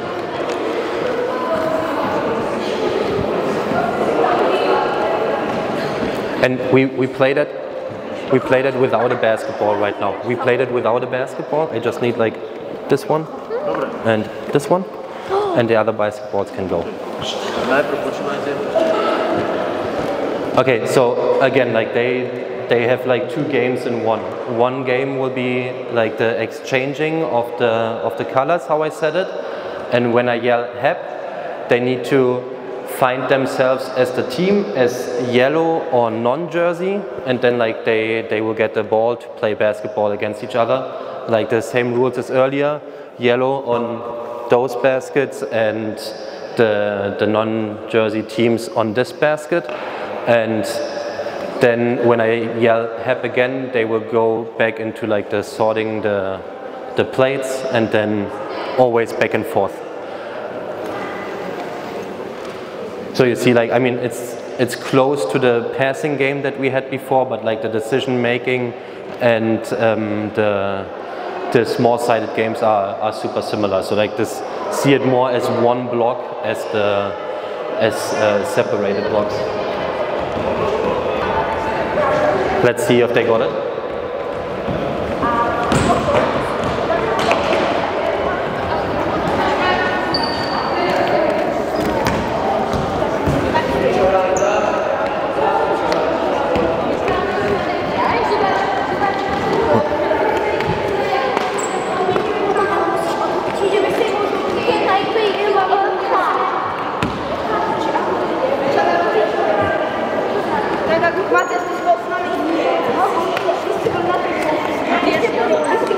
But it's like we divided, like the teams that played there are here. 1, 2, 3, 4. Yeah, 1, 2, 3, 4. Okay. Here was 4 against 3 earlier. Okay. So we can start again until I yell "hep," and then they will get the basketball. Do you want to give the basketball on this side and I give it on this side? The cones they just throw away, and then like when I yell "hep" again, they get the cones back.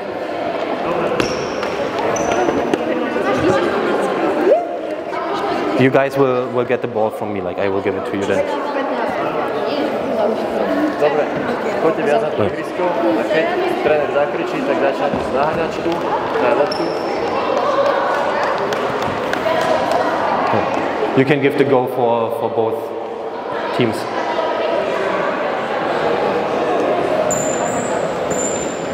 Okay, start running around and like exchanging. Start running around and exchanging. Yep.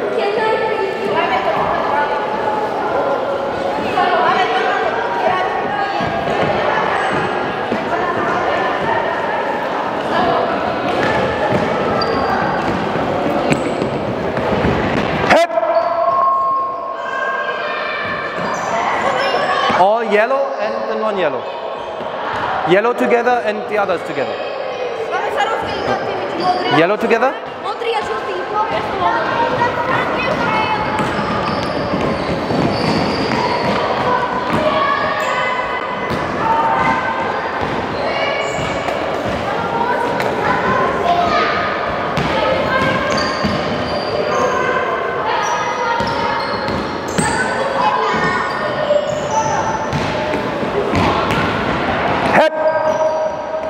You get the cones back. Ball to me.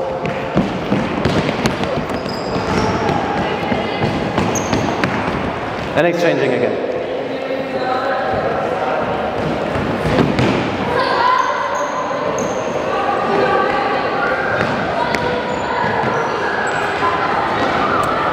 You could play it as well that that like still like the whole court is playing together, and like on this side blue would play against red, and on this side white against orange, so that they even have like the next step to see which side of the court do I have to play on. But like that would be like a little too much right now, so that's why I have it divided in yellow plays against the non-jerseys, and over here as well. Hep!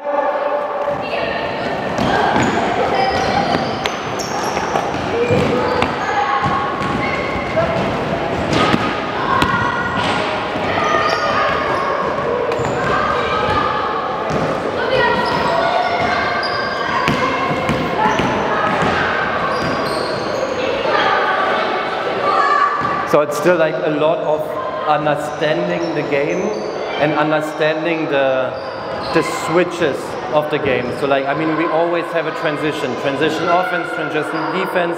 It's always happening. In these games, we even have to transition to other games. So like those, please keep in mind, those two games are very related, but the kids could play that at any moment and like get the different aspect of those games. Hep!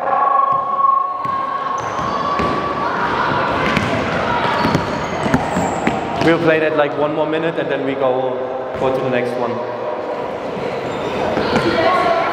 And all those games that I show right now and later, they are helping us to learn and understand the dynamics of the game as well, with things that completely distract the kids. Like they should in that moment not focus on how is basketball being played, they just like play out of like their own intrinsic motivation. Hep!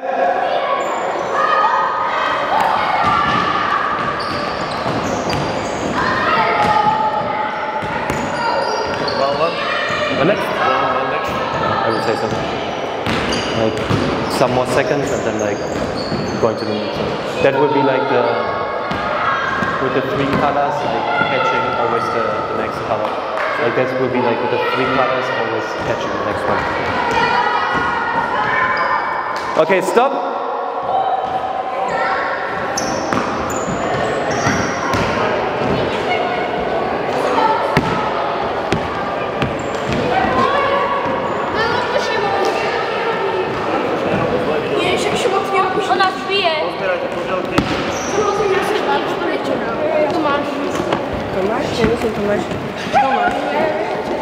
Everyone like should have one right now, and we just get rid of one color and the cones? Yeah, everyone has one cone. Dobre, každý jeden klobuček si zoberte.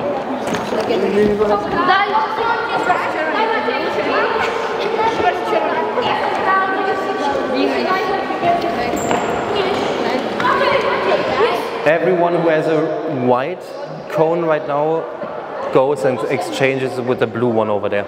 Dobre, všetci, čo majú biele, si chodte vymeniť za modré. Ku stolíku. No, utekaj, na stolíku sú modré kuželky.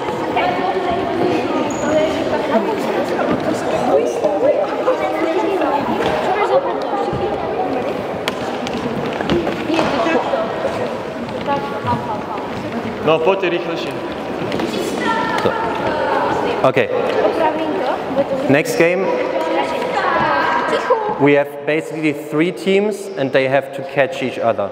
And like the first rule is blue always catches red or orange.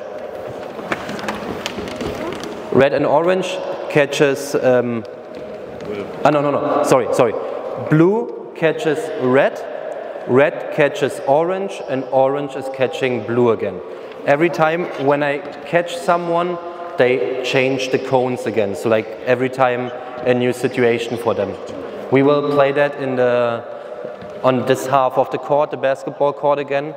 So again, blue catches red, orange, and orange then back to blue.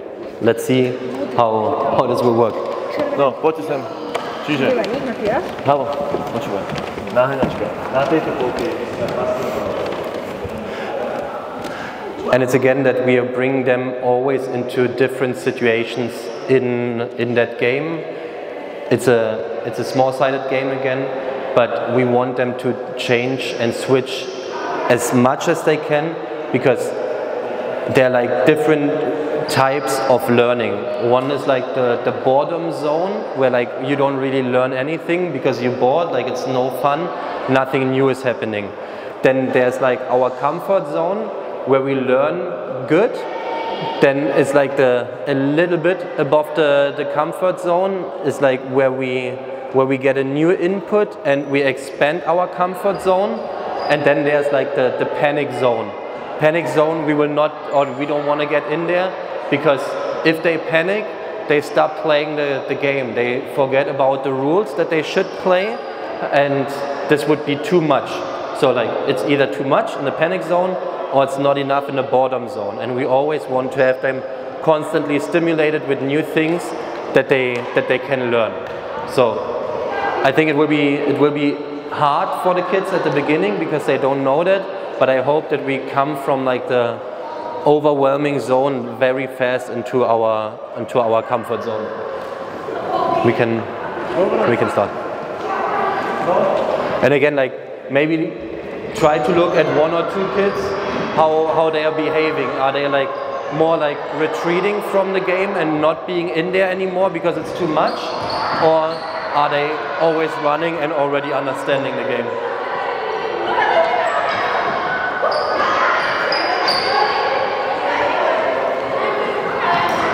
And you could even switch that game with the get sorted game. So if I would yell right now get sorted or the HAP, that they then again need to get into their respective color, or even start a basketball game. So you see, like those games are always interchangeable. And one thing what I would do right now, it's not that they stand in a triangle and just like passing around the cones. This should not be the thing. So like if you catch one person, then you have to go somewhere else and catch another one.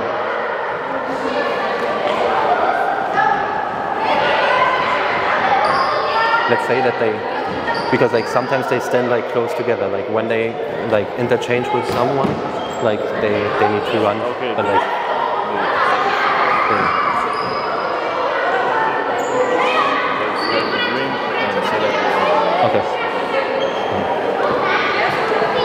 okay. I think you understand the game. Like right now, I would have to get into the coaching of like don't be in like that triangle and so on. I would give them a little water break and set up the 1 against 1 like to the decision making.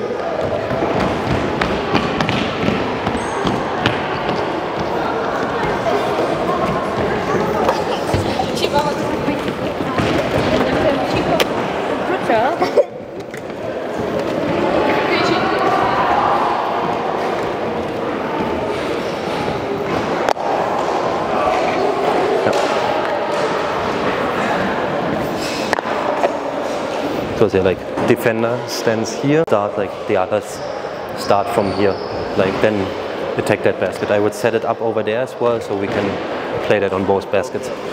But like, yeah, I will explain the coaches. They have a little more of a break.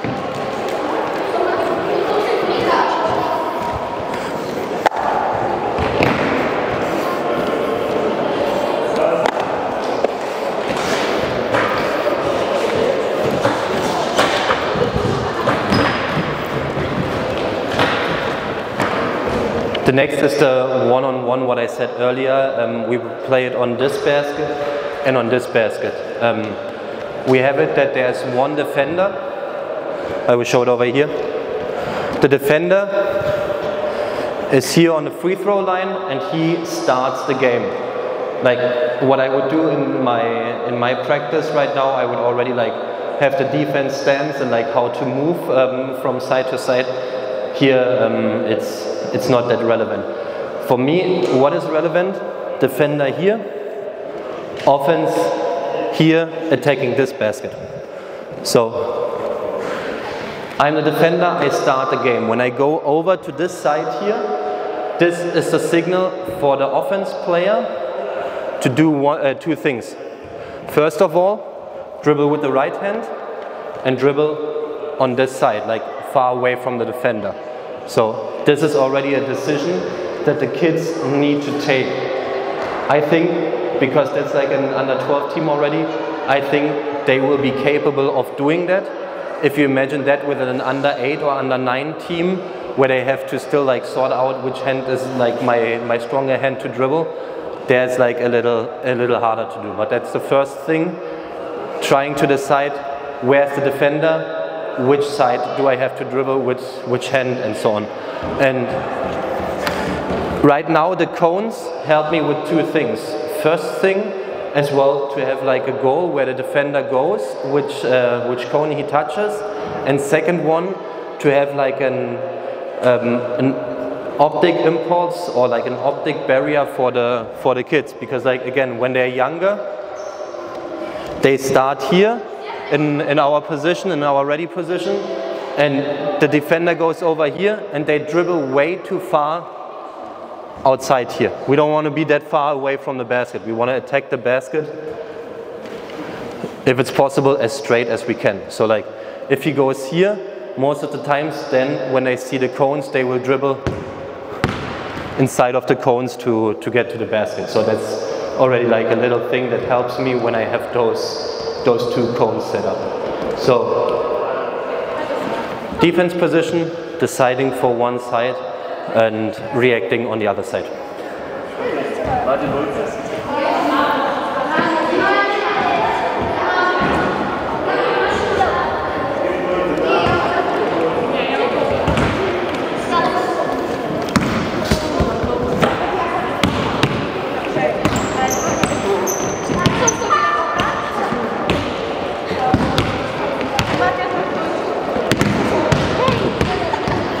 Defense, one defense.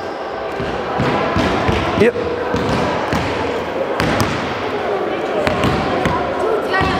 Defense. Everyone else? Here.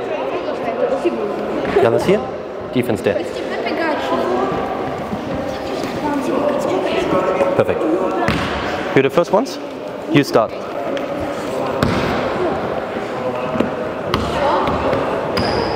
Exactly. Yeah, and then they play one against one. My rotation would be like defense will be then offense, offense will be defense, and we change it as much as we can. Right now, we will just have those two baskets that the kids like can relax a little. Normally, I would play it on all the baskets as well, like to have everyone involved. What I said earlier, to have as many opportunities to do a layup, to do like the 1-1, but right now like they need to relax a little bit, like just keep that in mind as well. So, and what I want is, I heard that from another coach, she always said like, we want the kids to be online. That means the kids always need to be focused on what's happening, because a lot of the times, and that can happen right now as well because they're a little tired, is they stand there, the defense is already moving, and they keep standing like this and they don't start moving. But like, it is first move, I'm already doing the next move to create the advantage, what I said earlier.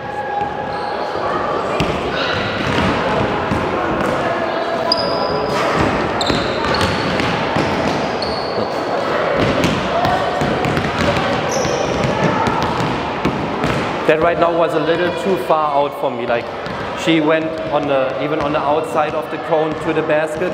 I would like teach right now to go even straighter to the basket. And this one again, you can use it as well for the shot selection what we have later. Because what I would want here is when you go on the left side, finish with the left hand.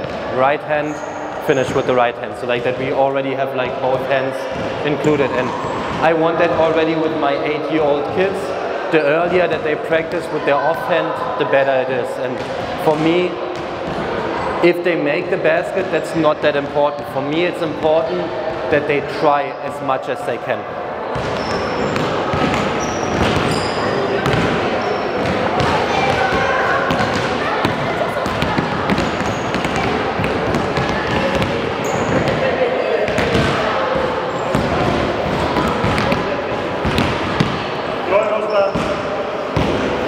I will do a little break and like explain the 2 against 1, what I said like from down there. Remind them, like you should get them together, remind them again what is important, like going straight to the basket, trying to do the layup, because like a lot of the times over there, it's like they go and here they stop and take the shot, but like we want the layup in that moment.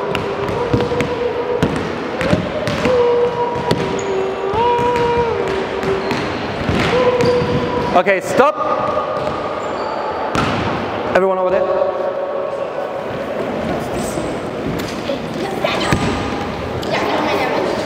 Right now we will expand that a little and we will go into a 2 against 1. The setup is still the same. 1 defender and he gives the go on the free throw line. 1 offense player is on the top and the other one is underneath the basket, either on this side or on that side. So now 2 things that they have to decide. First thing is again like which side. And if the defender is there, I can play with my other offense team partner. The offense, who is under the basket, has 1 thing to do. I will demonstrate it over here. The defender decides for this side. Offense player, the first one, from there goes over here. This player from down here, he has to decide as well, not decide, he has to react. If the defense player is going to the left side, he goes as well to the left side. Touches the sideline and then is open to receive the pass.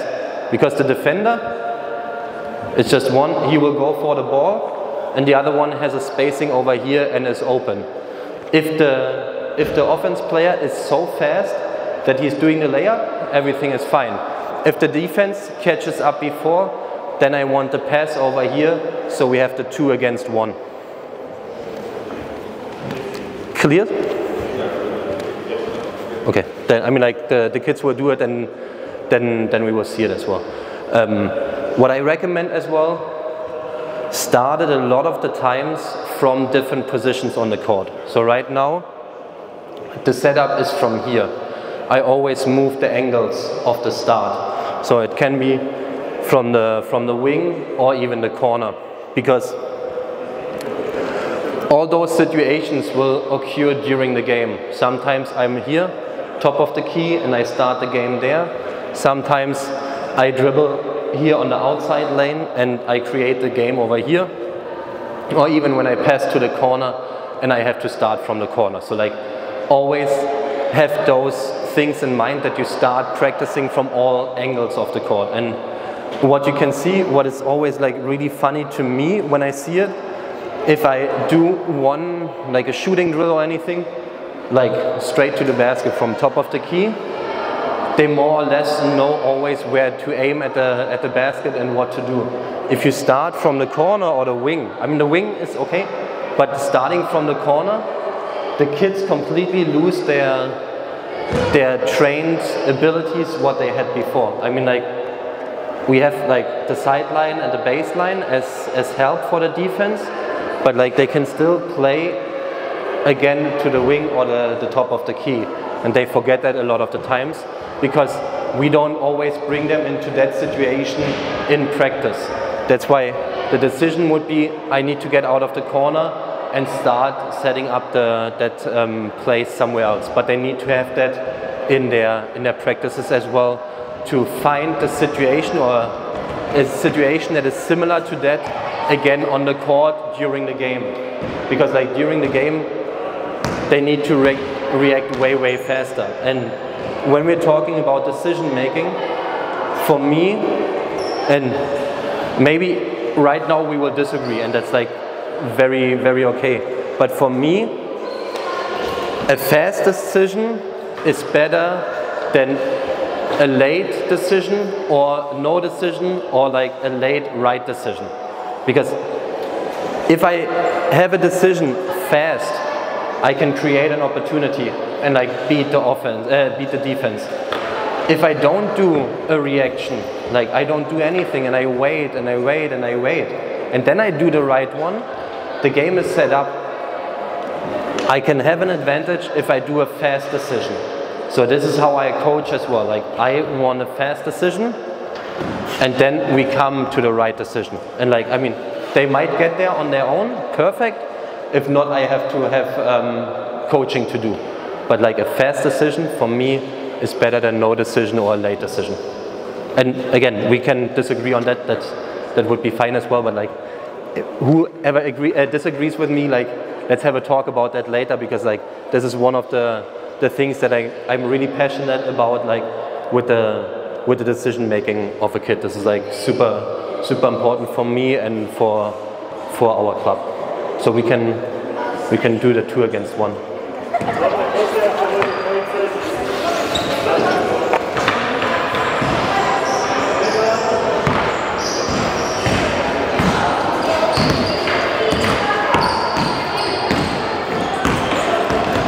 And the decision making is a lot of the times as well, it has to do with the spacing on the court. And the younger the kids, the more it is like a glue or like a magnet. And like there's one ball, that's the magnet, and everyone, like all the kids are drawn to that. So we try to find pictures, like it's basically a storytelling that we have, because kids learn better when they are in little stories. So when they are always just like inside of the zone and like everyone is together, I always just yell air balloon. An air balloon for me is then like, the picture is like when I inflate a balloon, like it extends, so like they go further outside. And this is like what I want with the kids as well, like just one word, air balloon, and they already know what they have to do. Because I'm not a coach that is coaching outside and yelling constantly some information in there, because like the kids have enough to do with understanding the game that's going on. But if I yell one word and they remember a concept, then it's easier for them. And like if they can link that concept to a picture that they all know, then it's easy for them, or easier for them. So that's why I always have this air balloon that extends.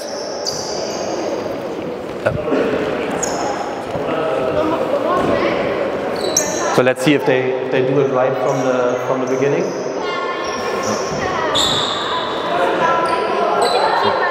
First the dribbling and not the pass, and like the defender has to, the offense needs to decide as well. Yeah.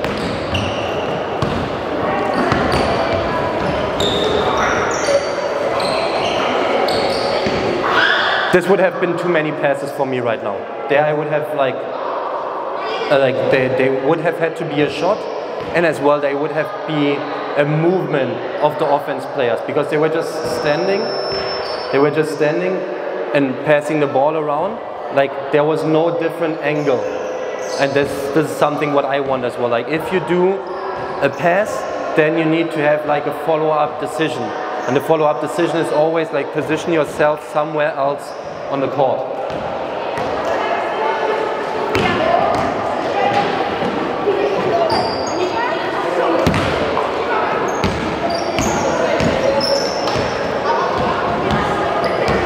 No.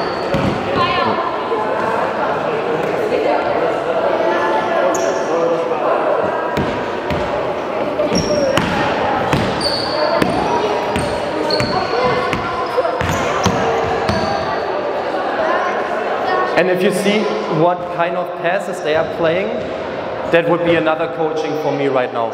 There's always like just like the direct pass. There's no bounce pass or anything. I would like, if there's a big and tall defender already there, then do the bounce pass. That's one of the things that I would immediately tell them to change.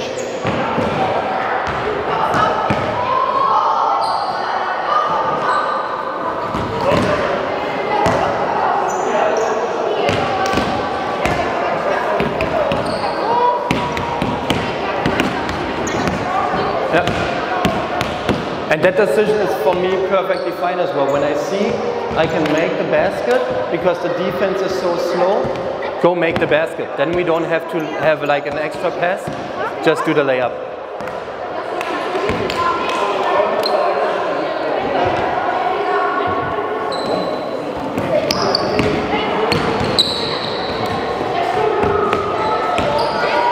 let's stop for a second and like ask them what are we doing or what kind of pass are we playing when there's a tall defender already standing like this, because we always pass over the defender and not do a bounce pass.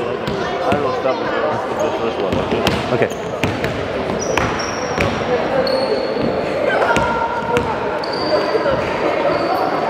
We will have a little break here right now, and we will tell them to think about the pass, or ask them which pass makes more sense. Again, what I said earlier, like asking which passes make sense, asking them to understand the game. So that's why like we want to see some more bounce passes in that drill as well.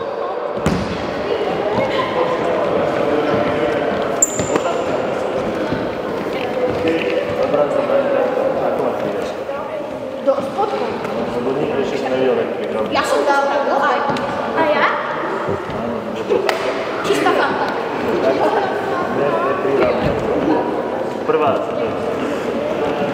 And when I'm talking about like what I said about the pictures that we try to create in the mind of the kids, is as well like when there's always like those rainbow passes, I'm always telling them like there should be no snow on top of the basketball, because like when the basketball is like passed really high, like it would snow on top of them. So like this is always another picture that I'm using to help the kids remember that like we should pass it as a bouncing pass as well.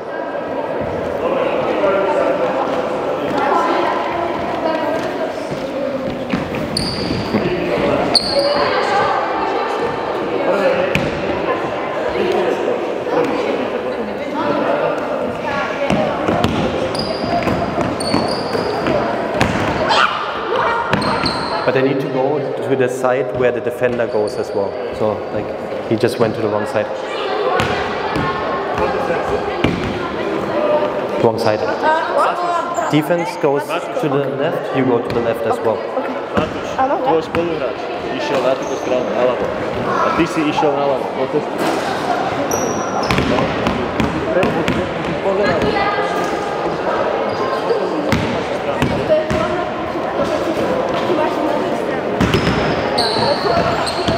Why I want the other player that is underneath the basket to go to the same side where the defender is that I want to have the lane open for the other offense player to do the layup. Because if I'm going there, normally in a game I have a defender as well, so I'm bringing myself as a body there and another body as the defender.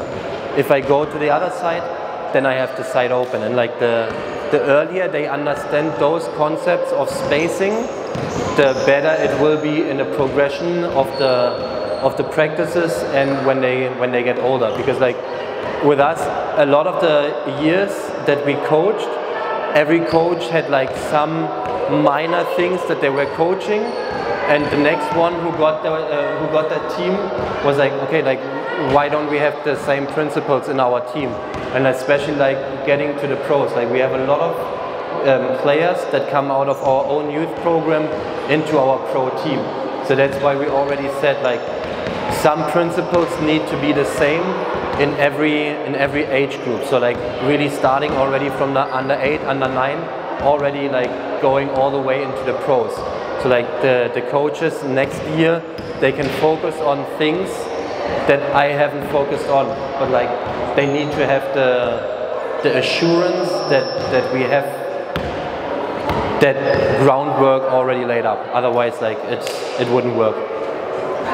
And to the spacing, I will get with another game in a little bit as well, because spacing is so important. And like I mean, you all know that, and we will see. You will have like another task as well to watch how the teams will be playing, and if they take the smart decision, or if they just focus on one goal and forget that there are multiple goals to beat the game.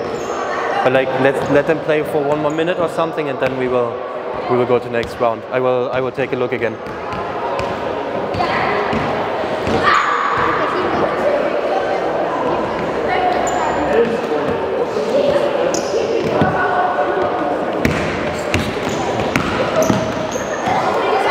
Okay, now we had even 2 defenders and 1 offense.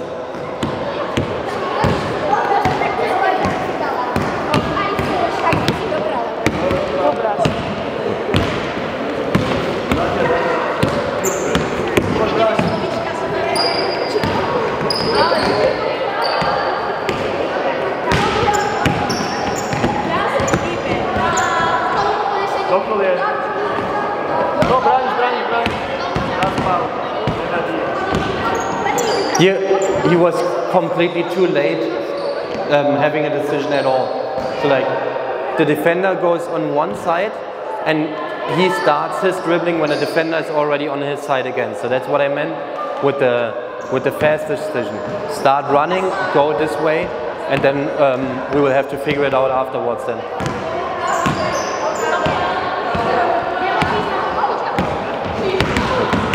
Lane is open, perfect.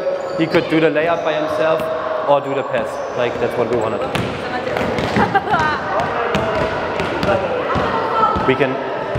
We can stop it. They can sit down for a second again. I will set up the game with the cones and the hula hoops. And, yeah. Okay, stop.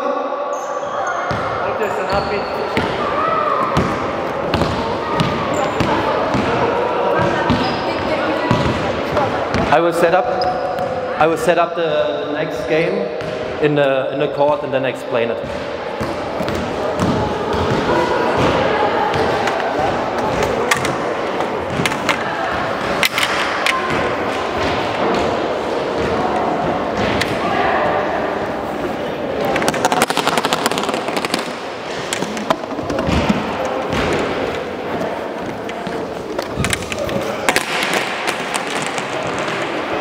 We will have multiple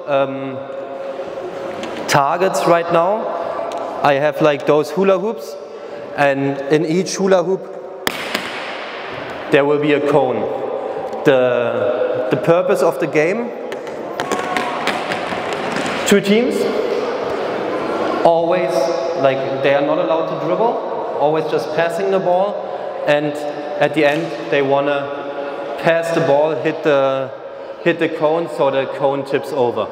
Whenever a cone is tipped over, that team gets a point, but that team has to set up the cone again.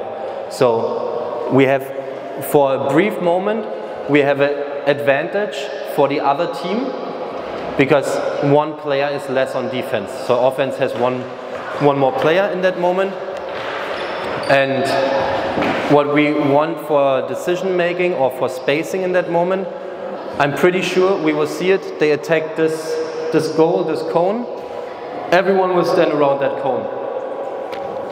But they can like have those 3 targets as well. They can go there, there, and there. Because like there's no assigned cone for any team.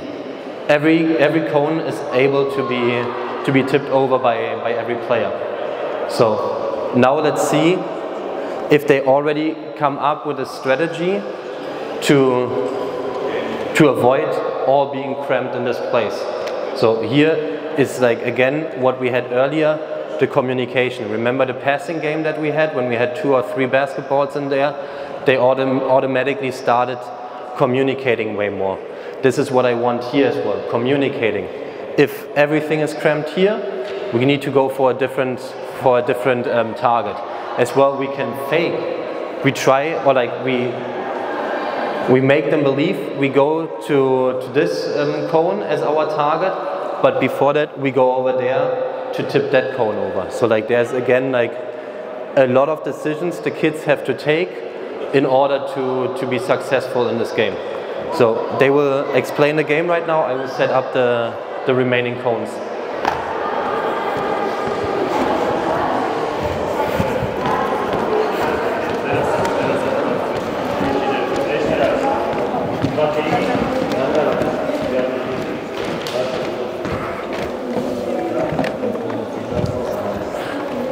And I play that game as well with, right now I will take 4 cones.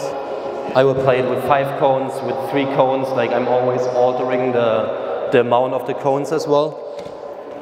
Because like even during the course of a game. So it could be that I'm just taking 1 out, putting 1 in, and the kids have to react to that. And then you can see as well how fast are they realizing what's going on the court.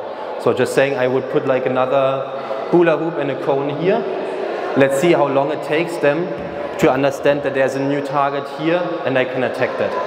So let's see if I will do it here. I need to see how far they are getting that game. But this is always something what I recommend as well, like always having new influences during a game, during one drill, because that will help the kids as well, like to have the overview of the whole game. And again, they are already tired. There will be some passes that will not look that great. There will probably like be a traveling and so on, but let's bear with them. Every team has one ball? Yeah, with one ball. I think we will play it with one ball. One ball No. only, but everything one ball. Yeah. And One ball only. yeah. Okay. And no dribbling, no walking with the cone. So they can steal the ball? Yeah. As soon as I tip the cone over, the other team has the ball as well. So like okay, always so the right remains. If the ball just like bounces somewhere, it's okay.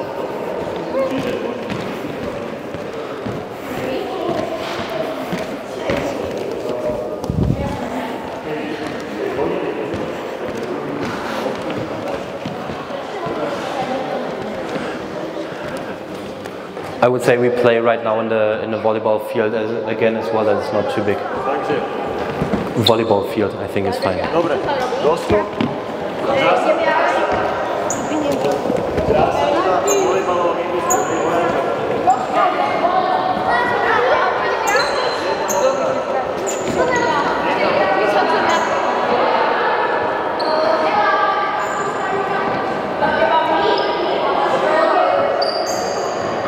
I'm curious as well, like how the game will be right now. So let's see what they come up with to win that game. I'm pretty sure we have to pause it for a second, talk with them again to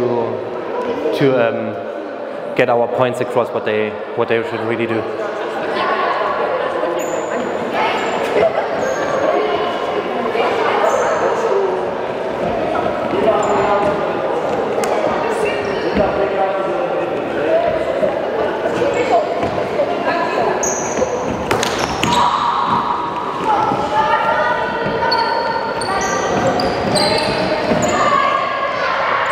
And now they're all on one cone. Yeah, okay, good. Yes, now that they got it, that they can even go there. Okay, set up the cone again, 1 point.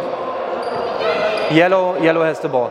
I always do it that the team that hits the cone or tips it over, they have to set up the cone as well. And like just then the point counts. Like, I'm always doing that as well.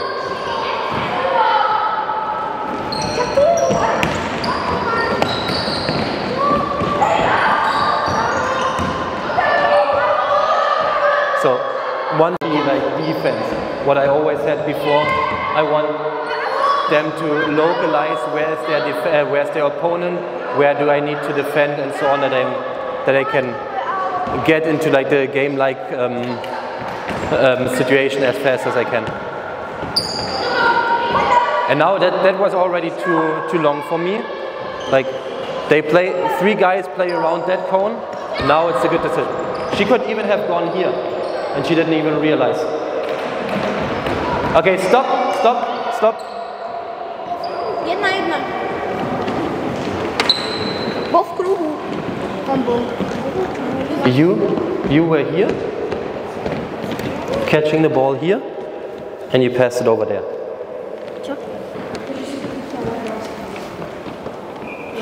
You can. I told them Tam stál. one team has green one, one team has pink one. Like, okay. Then, but like everything is open. Like they can hit whatever.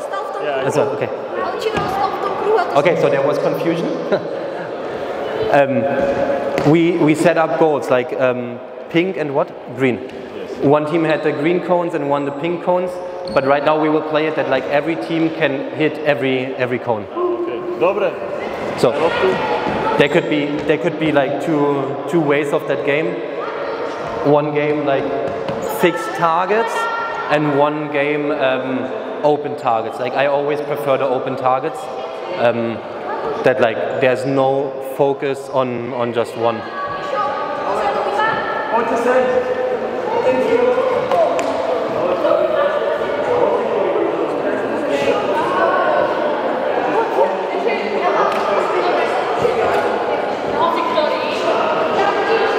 We will see that game for a couple more minutes. Like right now, try to focus what are the kids doing, and like when are they throwing the ball onto the cones as well? Like does it make sense? Are they close enough to really hit the cone, or are they basically too far away and trying to hit the cone from too far away?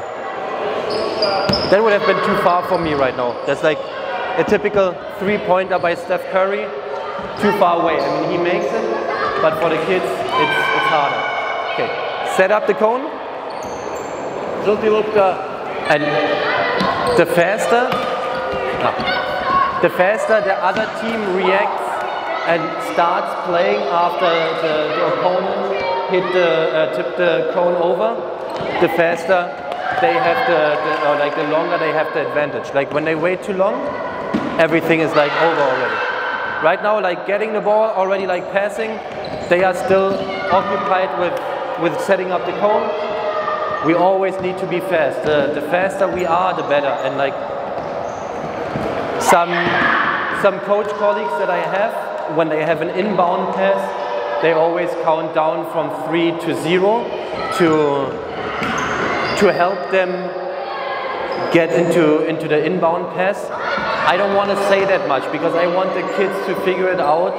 When do we have the advantage? And the advantage we have is when we play fast without like an external saying even. Like they need to have it like basically memorize what they want to do. And right now like they all go to that side and like they could go back to this side. So like they have to distinguish again, and they're not doing it right now that good, that we can go to both sides. Right now, like, I would go to the other side.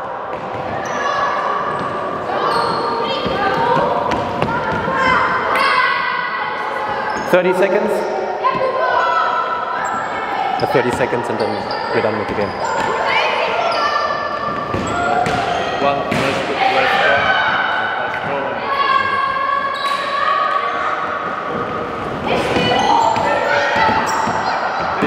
Okay, stop.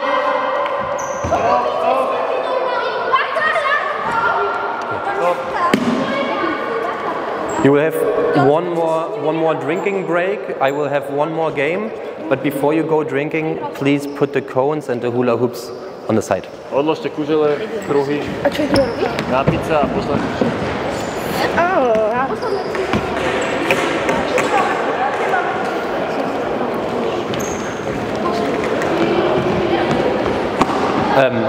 I will have one more game for this part of the session, and it's called Funinho. It's like it comes from hockey, from indoor hockey.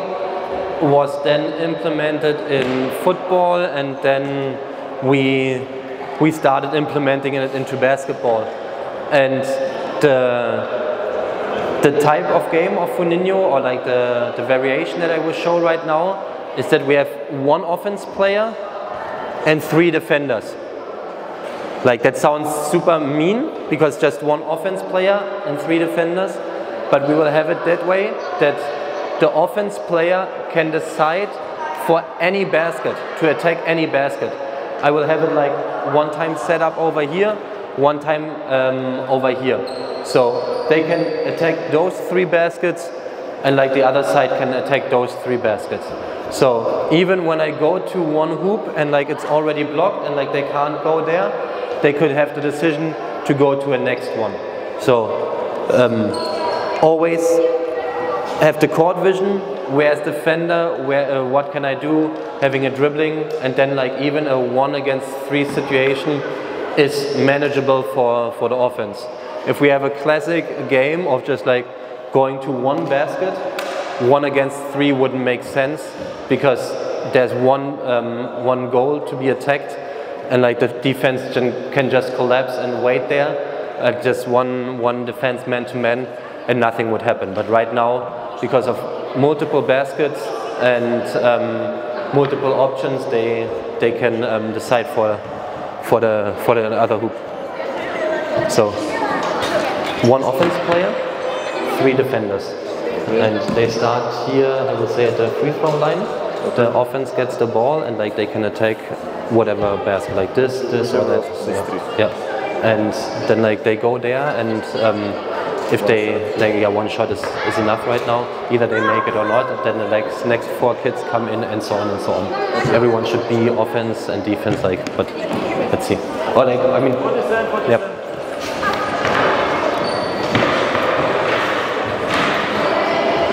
In football, this variation is called Messi, because of Lionel Messi, by being such a creative player. So decision making and being creative goes together in this game. And in Germany, we have, like, I would say, two very creative players. The rest is like, we have a lot of big men. They can play, they're good, but if you would take 1 or 2 players out of our creative players out, we're done. We would not be able to play. So that's why we implemented those games, because we want creative players. And there's always one example in the Eurobasket, when it was in Germany as well. Germany was playing France. Of course, I watched those games the most. But one player, he got the ball, like here on the wing, and they were attacking this basket. He was stealing the ball. There was a defender here on the middle line. He was like first behind the back. Then there was another defender close to the other 3-point line. He was doing like in between the legs, and then we was passing the ball like behind the back, or like over the shoulder to a teammate, and they scored out of this. And after the game, there was the interview, and they were like, have you ever tried this passes, this crossovers and so on? And he was like, no, never. I'm like, I practiced like the crossovers, the passes and so on, like singled out, but never in like a sequence. And he was asked like, why did you do it then? And they were just like, he was like, because I always could. When I was younger, I was allowed to do all passes. I was allowed to do all dribblings and so on. And this is what we create, or like what we want to create with the kids.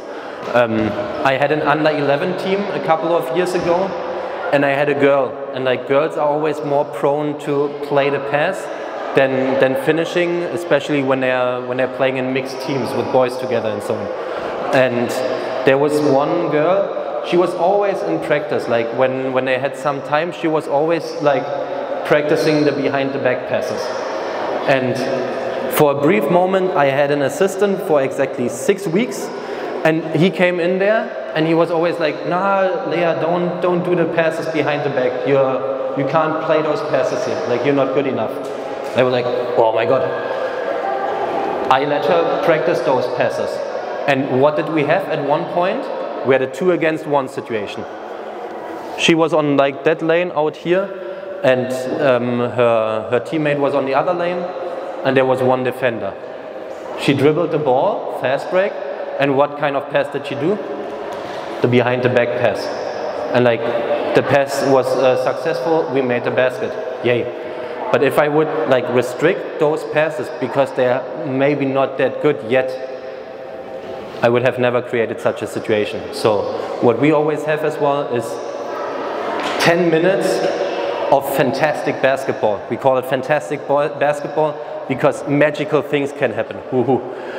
The magical things happen, they can try to play every pass they can imagine. They can try to do every crossover what they can imagine. And then after those 10 minutes, we go and say, which passes do make sense? Which crossovers make sense? Because they come up with like, really like, here like such a pass, and like that, we don't want that in basketball. That's like universal. But like thinking about what is possible in a pass, in a game, this is super crucial for us. Because I can restrict kids, and they will do exactly what, like they try to do exactly what I tell them. But if I create some creativity, some freedom in their game, this will be very beneficial on the long run. So like whenever you have kids, give them some time. It doesn't have to be 10 minutes. It can be like 1 minute, 5 minutes, whatever like you want to spare of your other practice, but let them try new things. Let them create something on their own. Because I mean, I don't know how it is here, but like in Germany, like even in football and hockey and so on, we don't have creative players. Like we basically have robots that run from A to B and then maybe go to C. But that's it. But like the more creative the players are, the more successful they are as well. And I mean, like, who is as well the most fun to watch? Like, is it our big man Joe Vogtmann? He's boring to watch. He's like super good in like his fundamentals and everything. And I'm setting an extreme example right now. Luka Doncic, Steph Curry and so on. They are fun to watch because you never know what's happening. Like, I never know when there's like an offense situation of the Golden State Warriors. What will Steph do? Will he shoot? Will he dribble? Will he pass? You don't know. So those are the fun players to watch because they are creative and they were allowed to be creative in their time. So okay, little discourse, but like let's go to this 1 against 3. Like let's be on this and that basket. So as well for you guys again, try to look what are the kids doing. Like try to read their faces as well. Are they understanding the game? Do they have like the court vision to which basket I want to go, or how are they managing like the space that they have, and as well like the little time that they have to do a decision.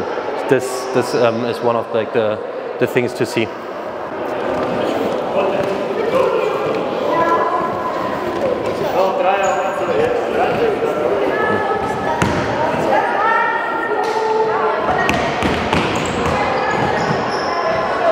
Okay, pretty straightforward, that's fine to me. She can do that. If there would be the defender like getting in front of her, I bet she would have come up with a crossover or like even go to a different basket. And here as well, like you can set up the games or like the starting point, what I said earlier, from different angles of the court. So like I would maybe start over here where the seats are. Then the next one is even starting here from midcourt. Like always from somewhere else.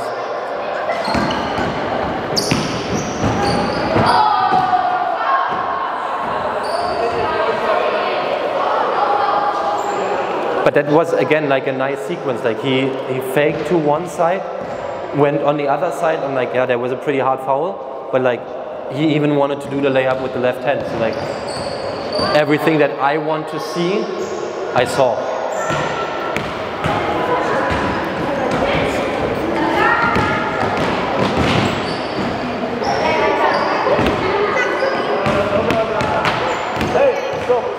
Aku začínám. Tak, dojdu vlastně.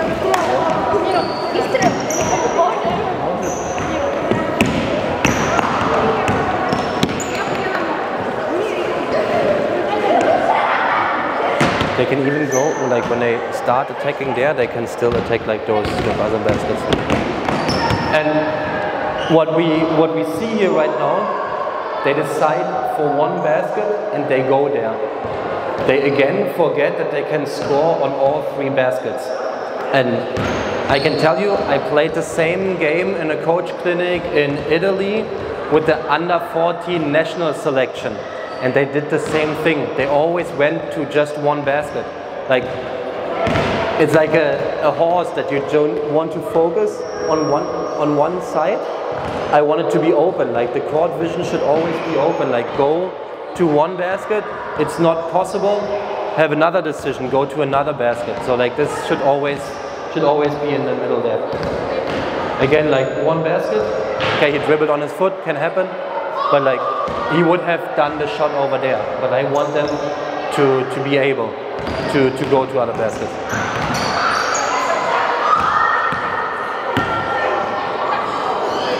So this would be a teaching point right now where I would stop the game and be like really focusing on hey, like go to another basket. So I would even come up with a point system that I say like, you get 1 point if you score a basket that you directly attack, or if you like change your target, you can even get 2 points. If you change it another time, up to 3 points. So like trying with like, again, something external, trying to change their behavior, that they produce the behavior that I want.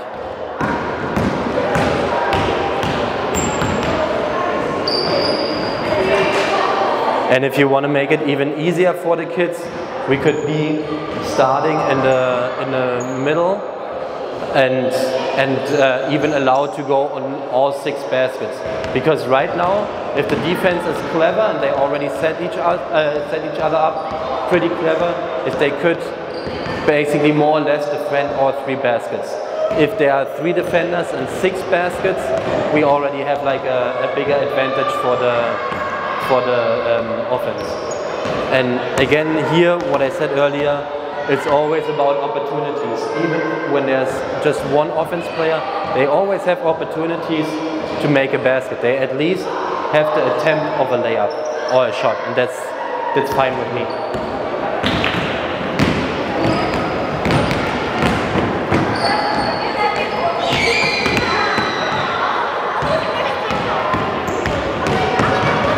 We can let them play 1 or 2 more minutes.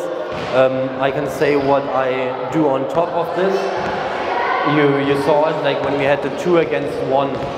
I sometimes bring in like another offense player, so we play 2 against 3.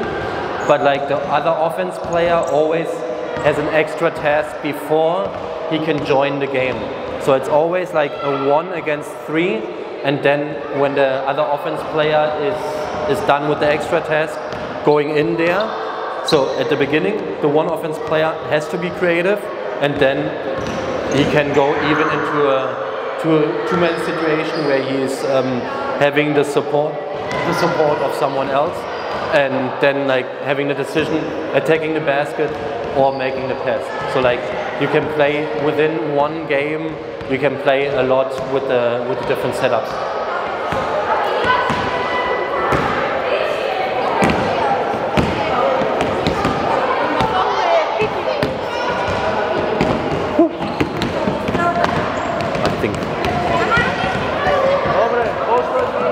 Okay, stop.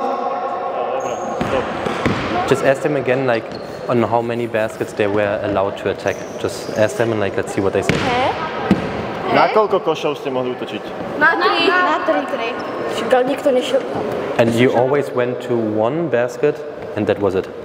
You never changed the direction or something. Always have like in mind that you can change the direction, okay? Nie, že vždy ste sa rozhodli, že idete tam a už ste išli tam. Lebo ty môžeš ísť tam, naznačiť, zmeniť smer. To ste mohli. Niekto to spravil raz. Super. Next time you play that game, like try to keep that in mind. Second round of applause for the kids, because like they did that part like very, very good as well. You can take a seat and take a sip. And, yeah, this was the last. I can sit down and like the break for them. I will like talk 5 more minutes and then.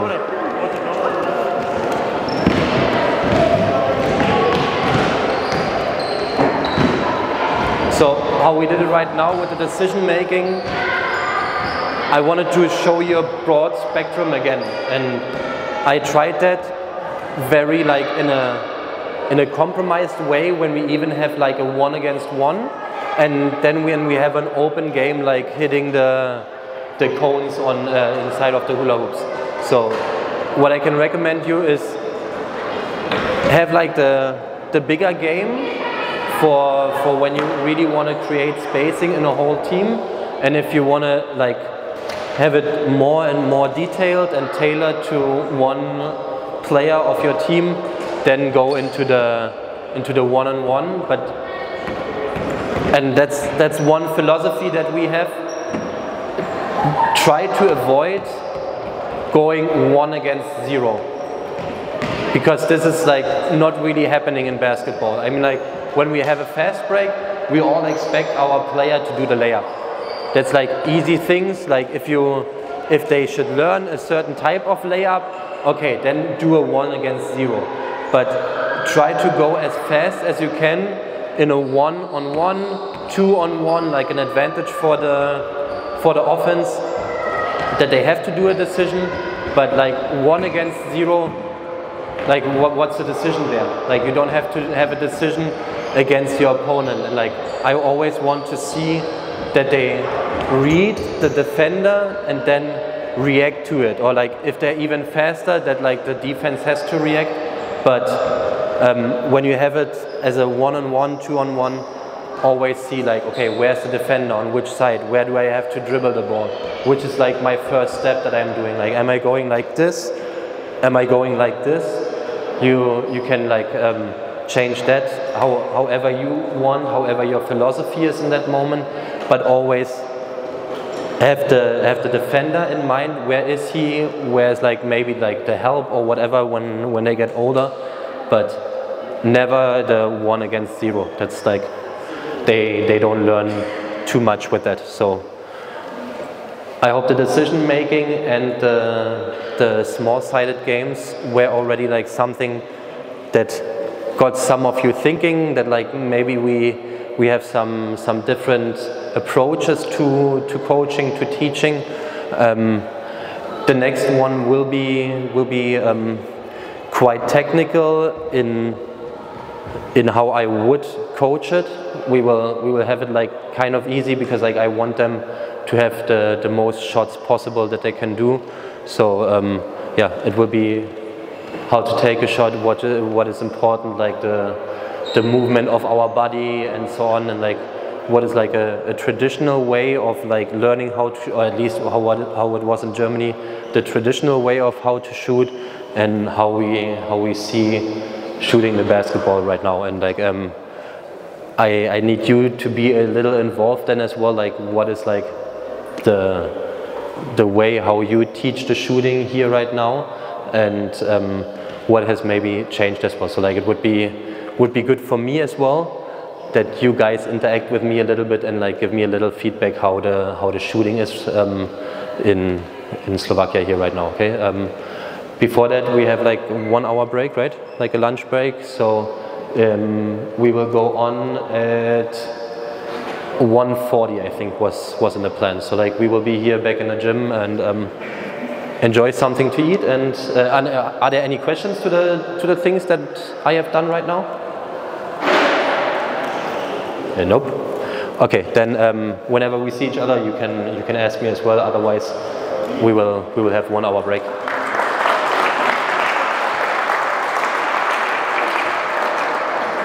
Let's start with the last part of the clinic today. I guess some other coaches are still eating somewhere something, so they will just join a little bit later. So I would say we start. We have it a little different right now. We have 2 microphones, so you will hear all the instructions as well, or not just in English. So that's one part. I want to focus on shooting right now at the end, and what we think is important when it comes to teaching the technique of shooting. And I want to go a little back before what has changed about shooting.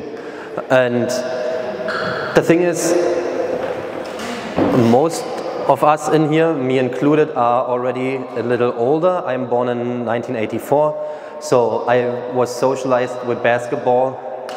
Big men, close to the rim, getting the ball, dunking or doing a layup or anything. That ship has sailed, and we're shooting more and more from the outside. And I always bring like some references. For example, with our club in the late 90s, it was usual that we shot like a percentage or like a shooting chart from 3 of 15 or 5 of 18 threes. That was like for the whole team. Right now, 1 player sometimes has that, and the shooting is more and more important. Like there was the saying, you will never win a championship when it's just about like we're just a shooting team. And right now it's like I think in 2015 or 15 when the Warriors won the first championship in the NBA, it was still like, yeah, you will never win a championship if you're just shooting. Boom, like Klay Thompson, Steph Curry came, and they're shooting the lights out. Like it's amazing how much and how high of a percentage they make. So the shooting got more and more important, and like we see it even in our youth teams. We have it's called JBBL, the under 16 national champions, and shooting is there so significantly important already, and to shoot on a high percentage. So an average for the World Cup in 2019 was a team average was around like 36%, the team. And good shooters, or there's no good shooter that shoots lower than 40%. So if you want to be a good and high volume shooter, you need to shoot with an accuracy of like around 50%. Then you're really good. So how do we get there? We have like some points where we say this is super important for us, and this has to do with like the elbow, with the wrist, and in general the stance. And I will show it like, yeah, maybe on this line. I hope everyone can see it even over there. If I would imagine like here's the basket, how I was taught to shoot the basket like 10 toes to the target. Elbow underneath, a little like wider the stance, and then like shooting and like flicking the wrist. For me personally, and for other coaches in our club, like this 10 toes to the basket is not that important anymore, because what is important? Elbow underneath the basket. And I guess we agree on that, right? Yes. Good. Because as soon as you go further over here, I always like explain it to the kids what happens when you like let go of this hand, like the ball will fall out. So underneath here, and if I have the 10 toes to the basket and I'm like this, it really feels uncomfortable in my shoulder, the pecs and so on. Like I don't like that. And if you already go a little like this, if you open your stance, I can have the elbow underneath the basketball and can then start shooting the ball better. Or Rick Carlisle, a former Dallas Mavericks head coach, he was even allowing like to be like a little in this position, so like as if you would take a step, like not parallel, not completely next to each other, parallel of course, but like one foot a little further back, and then shooting the basketball. This already allows you to have the shoulder and the elbow a little more open, that you can take the shot at the end. This is the important thing for us. And right now, what I said, what I want to like discuss with you a little bit, and like I know that this can be quite challenging, but I want like at least some answers. What are the important things when you take a shot? Like how should your body be? Like this, straight? What should the upper body do? What should the lower body do? Where is your eye movement and so on? Like those three things. What is important for you? What do you teach your kids when it comes to shooting? With a jump or without jump? Doesn't matter. Like you can say with the jump, without the jump. With the jump, you have to go always straight forward up. Yeah. To the front or to the back. Okay. With the fall through. Yeah. To the basket. Next thing is like when you come around a curl, like how is like do you always go straight up, or do you have like maybe a little side? Always, like when I teach, I always I pay attention to the feet. Like you were explaining now, like 10 feet to the basket. Basically, in these curl situations, you need this, that your feet are to the basket. Yeah. So, okay, yeah, perfect. Already like going straight up, that you have like basically a straight line and then the follow through. Yeah. Other things?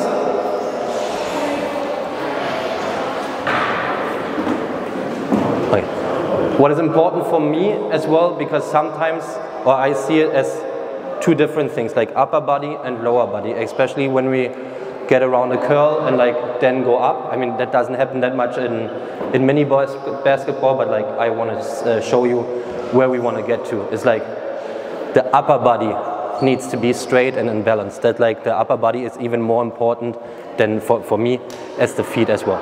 Because if you look at like a Klay Thompson, Steph Curry and so on, and like or like other high volume shooters in Europe, one thing is always the same. The upper body is completely straight and the follow through. And maybe some of you remember like the shot from Ray Allen when he was with Miami against San Antonio. That was like a very old-fashioned way. And I'm not saying this is wrong, because like he's one of the best shooters that we have ever had. But like he had two motions. He went up and he was basically standing in the air for a trillion years, and then he went into the shooting. What we try to do is like that it's more of a flow nowadays and not like this two-way motion. The shot was from here. Yeah. It's from here. And Steph shot is coming. Yeah. So this is already like a huge difference. And I mean, Ray Allen could jump. So my kids, the under 8 kids, they jump this high.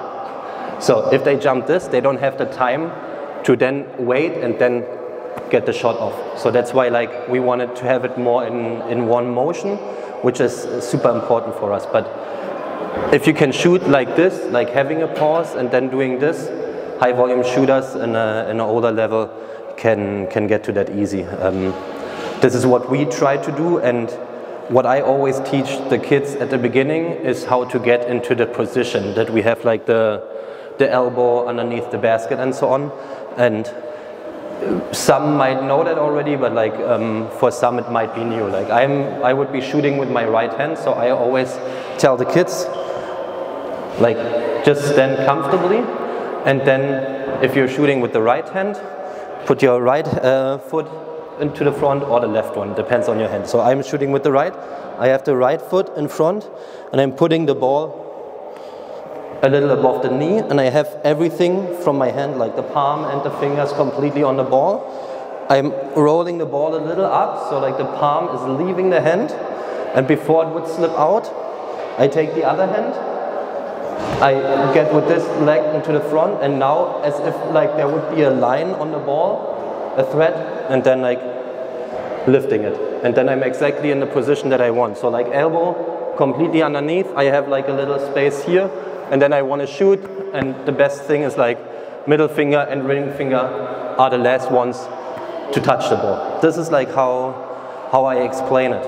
And what I said earlier about like the internal and external is what I do a lot of the times.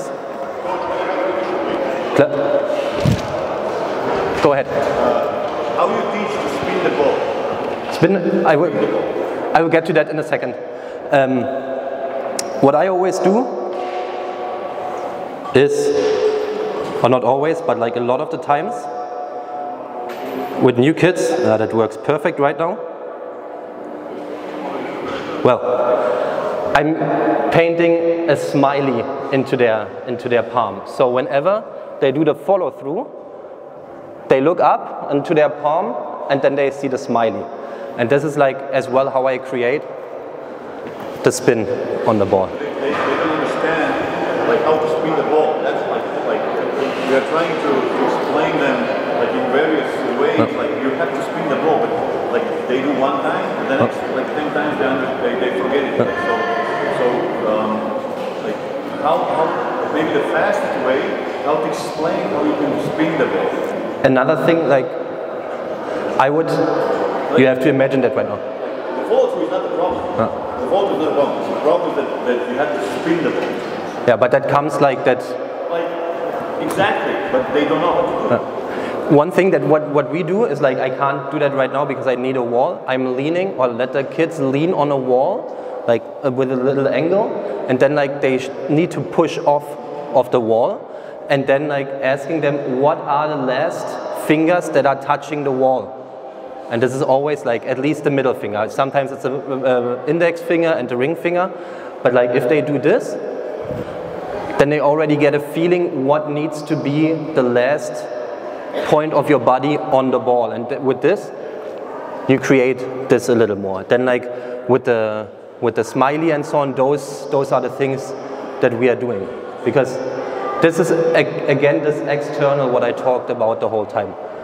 I can tell them like a million times, like, yeah, you need to have this, like the last time it's on the ball, like the finger needs to touch it, and then like it needs to rotate. And what the kids are most of the time doing is, Exactly. and then there's no spin. Maybe it's not that important, let's say, because we are speaking about like from 8 to, let's say, 11 years old. Maybe it's not that important to treat the spinning. Well, I mean, that's all the roles all together in that motion. But maybe it's not that important. But you know, like in regular, you know, like 8-year-old kids, they are shooting from the shoulder, and it's really difficult for them. Yeah, for me it's like at the beginning, they can come to my practice and they can even, with two hands, like what I said earlier, I want them to have the opportunity to be successful, and like however the shooting looks at the beginning is for me fine. Then I want to go with like this, with like the wall, then like the smiley, or what I do a lot, I explain it as a rocket start. So like the rocket here is in this position, and the rocket starts, and the end is like the touch on the moon. Like creating again a picture of this. It's like a giraffe. Yeah. Giraffe. That can be a giraffe, like we say as well, like the parents put the cookie jar on top of the closet, and you need to like get into the cookie jar. This is one of the things, like the cobra and so on, like create a picture again for the kids, but try to have it external as well. And actually what I saw 2 days ago as well is like, don't get your like the lower arm too far to the back. This is not good as well. We wanna be basically like this. I can say the whole time like, don't get your arm too much back, but as well as like, imagine there's an egg in here and you don't want to crack the egg. So if you do too far like this, you would crack the egg. That's like an external advice again, what can help the kids understand where are we. And I don't need to start with like, yeah, there's a 90-degree angle, there's a 90-degree angle.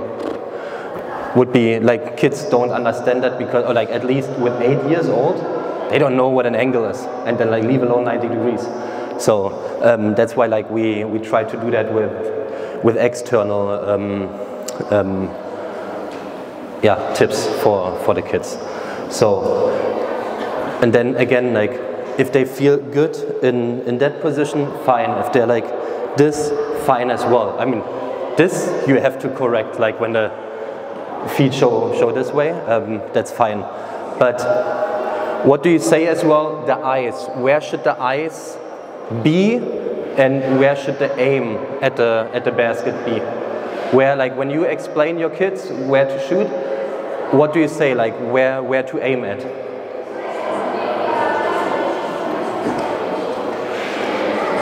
I heard like a couple of times, shoot at the back of, or like aim at the back of the rim. Yes and no. Yes, because it is easier for kids to see a specific target. So that's why we always talk about the sweet spots, like the little square and like the top corners. This is something easier to visualize than just a basket, because we are looking on a basket where we have to shoot from above inside, and we're looking at it from the downside. So that's why we always say try to aim somewhere on the rim. The back of the rim, I heard it, I say that as well. For me it's like a little before that, because I want to always like try to shoot exactly in the middle. How I get there, if with the backboard or not, doesn't matter, but like I always try to be a little before that. And have you heard about like a dominant eye and a non-dominant eye? It's like everyone from us has a dominant eye. So like even when one eye is closed and like I'm right dominant, my right eye always takes the lead, and at the end like our brain is putting the picture together, except when we are drunk, then we like looking this way. But normally one eye gives the focus and shoots. And when we're trying to aim like this, right now I would be in my own center. Like I have the hand and the ball in front of my strong eye. So like then I already need to go a little to the right or a little to the left, that my dominant eye can always see the basket. And then like in our club we have like the fortunate situation that we have eye trackers. So they are little goggles where we see what are the players looking at when they take a shot. So once your club doesn't know how to spend their money, then get such goggles, because like seeing that and like that analyzes the eye movement, tracks the eye movement, and then you can see where the person is shooting at. So dominant eye, non-dominant eye is one of the important things. And there can be shooters like Kevin Durant and James Harden, like they cover their strong eye or their dominant eye a little, but they have other mechanisms to cope with it, like when you are like already a little higher or a little lower. And how you said it, coach, like Ray Allen had the ball always here. Steph Curry comes a little closer from down here. And this dip, what a lot of kids are doing, like getting the ball, going here and then going into the shooting motion, is for me fine as well. Because like if you're here, this already like takes so much thinking away from the process of the real shot. So if they do the little dip and start their motion from here, I'm fine with that. Like the younger the kids are. If they get older, I want to like move that already like a little higher. But at the beginning, if they feel fine from here, they should shoot from here. Because again, very beginning, I let the kids always do this before they even go into the shot. And then like I'm already I'm starting here and not here. But like once they progress, they get older, then they get into that shooting motion. So like it's really about being comfortable with your shot. And it's funny that for me it's funny that I talk about shooting. I have the worst shooting form ever. Like my elbow is somewhere out here. Like I'm having like really like my shot is more like an S movement of the elbow than like this straight follow-up. But I started playing basketball when I was 16. So I never really learned it in a good way. But like I've seen with my kids, the earlier that I always say this, they get better in shooting. And right now my team, my under-9 team, they can shoot the basketball already quite good. I mean, of course, some are like still shooting like this, but you see like 1 or 2 kids and they started playing basketball in August, they have a really nice shot already. Because I'm always persistent and like watch your elbow, like watch the smiley. Like, what do we want to do? Yeah, we want to be like this, like as a rocket. Like, we don't want to crack the egg. We want to push off the wall. Like, I'm always consistently reminding them of the principles that we have. And of course, like when there's pressure, I have seen like last Sunday we had a game, and there was a kid. He had the ball here. There was a taller defender in front of him, and what did he do? Like he shot like this on the basket. Yeah, so be it. Like that happens, especially when there's some pressure. But that's why I mentioned earlier that I want the shooting to be like a little isolated before we really bring the pressure there. And there are always like different forms how to get into that shooting. Like for example, the arching, what I said, like we try to make a basket that is like from the top going in, and like I bet like everyone has seen it, like the arch is not really there, it's like basically a straight and then hitting the rim somehow. So there again, like we try to always shoot the ball as high as we can, and then it's like again the snow that comes on top of it. That's what we want to reach. So like every kid has the the task to put snow on the wall with the high arch. And how we are doing it, how the kids will do it in a second. We take a hula hoop or anything, we put it in front of us. We're standing here. You can have like any barrier here as well. Like it can be like a high jumping cone. It could be something like this. It can be like a mattress, whatever you have in your gym. But you stand here, you go into this position, and then you shoot the basketball as high as you can. And if you hit the hula hoop, which I didn't, you put it one further there. So like then the distance already gets wider, and we try to start shooting like this. If you don't make it, nothing happens. The hula hoop stays there. If you make it again, you turn it one more time, so you have the next shot. So this is what the kids will do right now at the beginning, that they always shoot this. And then like we will go in there a little bit like to coach as well, like with putting the snow on the basketball and not cracking the egg and so on. That's the first thing that we will do right now. Okay? Any other questions, or shall we go on with that? Perfect. So yeah.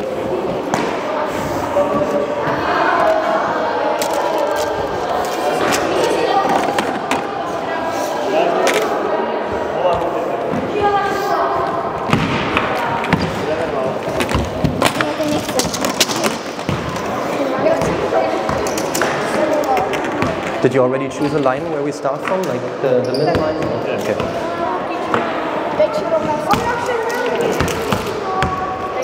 Welcome.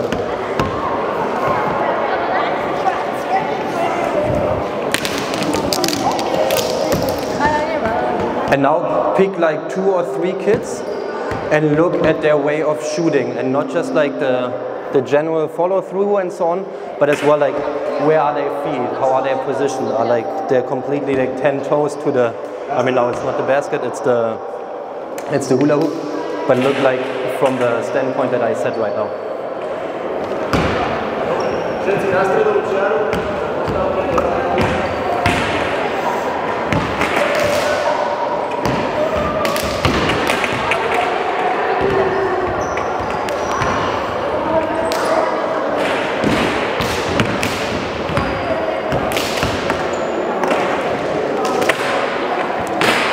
Right now we do it for the camera, that it's like in one line. Normally when I'm at practice they can like get any spot in the gym and then like start the shooting to go on.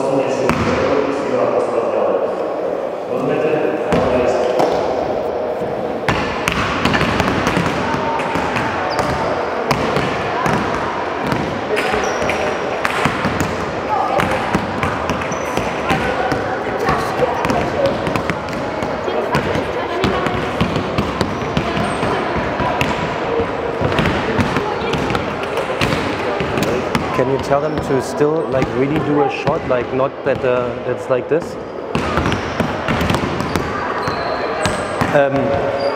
What happens here right now, especially when they are closer to the target, they shoot the ball and they just do this, and like I always say, like they're a dinosaur, and we don't want them to be a dinosaur. They should still shoot the ball how the normal shooting action is, so like completely extending. So being like what I said earlier, like the rocket start, they should still always remember whenever they do their shooting, because like as I said, it like right now it was like sometimes like this.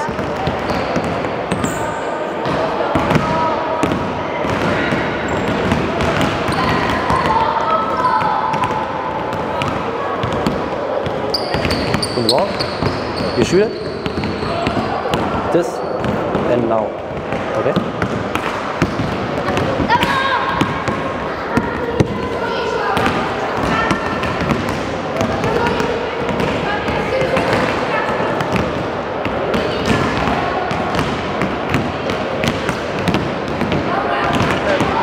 Next thing, like they start again from there, but in a sitting position. They're sitting and then doing the shot. Next thing, what they will have to do right now is they start from the beginning again, and then they will sit and do the shot. This is what we try to do a lot as well, is like bringing them into a different body position, but still follow through with the shot how they should do it. Not everyone is doing it here right now. Like in my practice, I would really correct all the shooting right now, because it's like it gets too flat, the arch right now, and we are like the dinosaurs that we don't want to be. But that's why we always do some of the things that we are like sitting them down, like sometimes even like being on one leg and like going down like this to like work on the balance and so on as well. So like there are those different things that we're trying to do.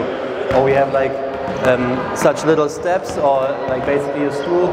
You stand on there, you jump down, and then you take the shot, so that you always get into like this position again, and like having like the reactive part of the shot.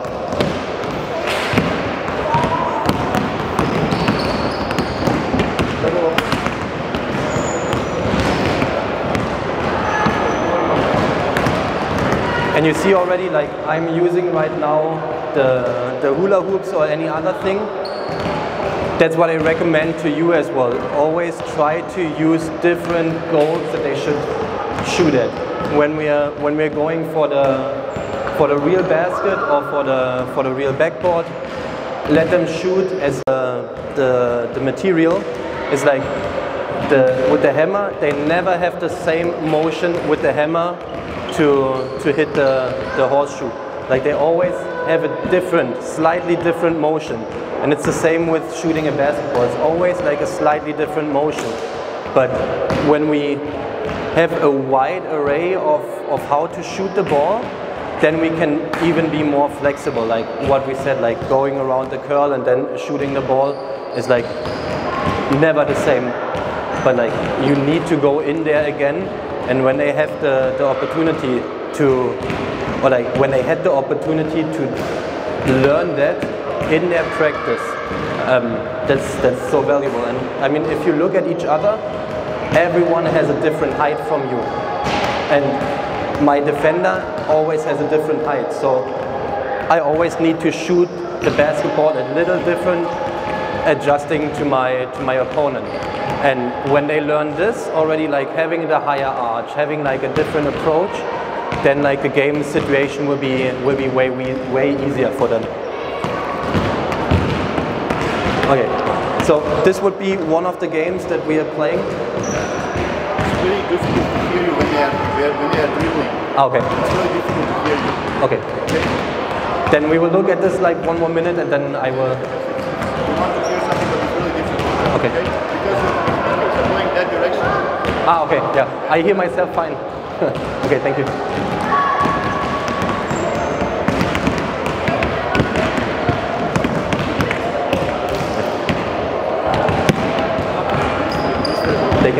break, and then like I explain something more, and then we do the jackpot game. What I said, like I will explain it to the. Do you remember how it works? We'll do it from the white line. So, Yeah, from the white line is fine. Yeah. okay, so I will take Yeah.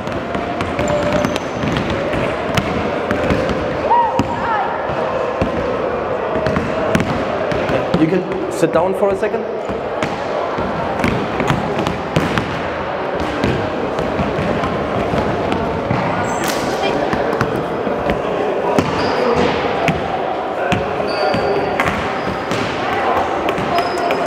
Okay, so right now without the dribbling, thanks for the advice. Like I didn't realize that.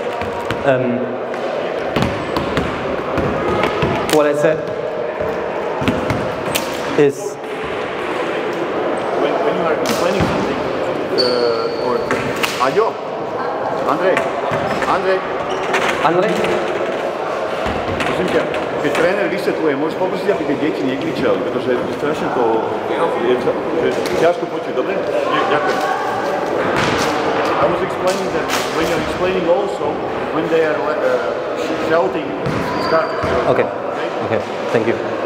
So yeah, I will repeat and sum it up a little what I said the last 5 minutes. Like, try to always bring them in different situations to shoot the basketball, because the defender is always a different height, different build.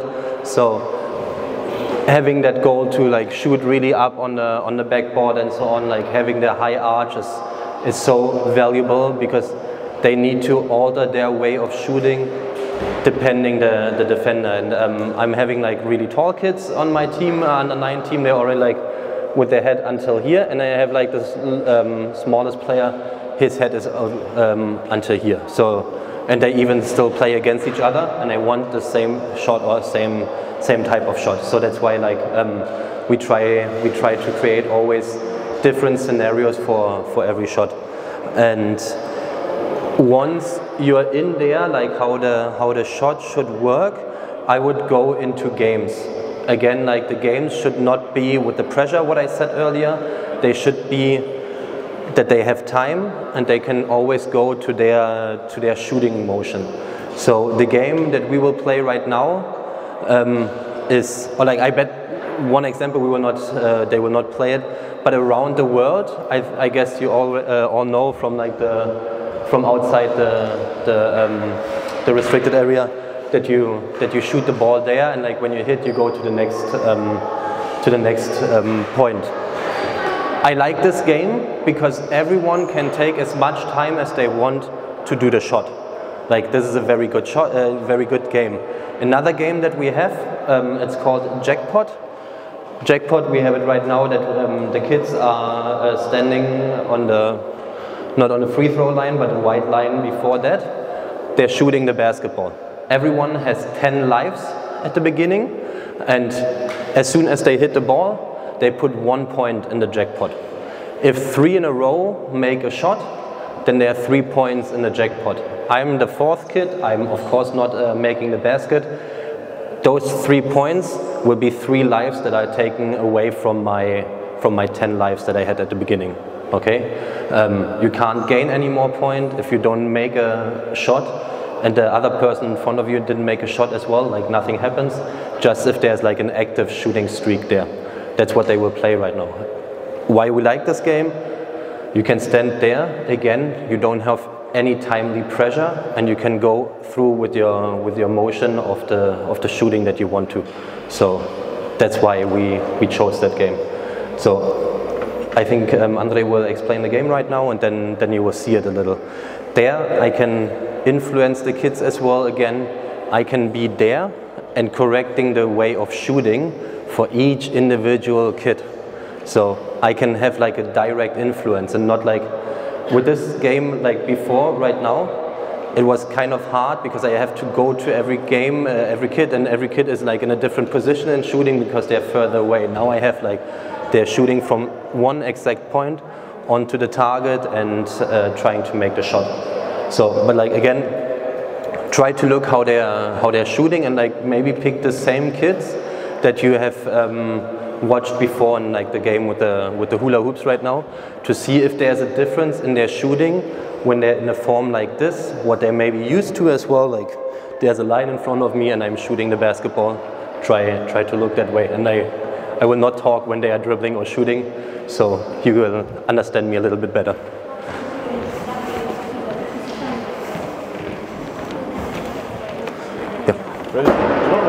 Ideme na ten koš, naši lopta, jedna rada, drugo održite.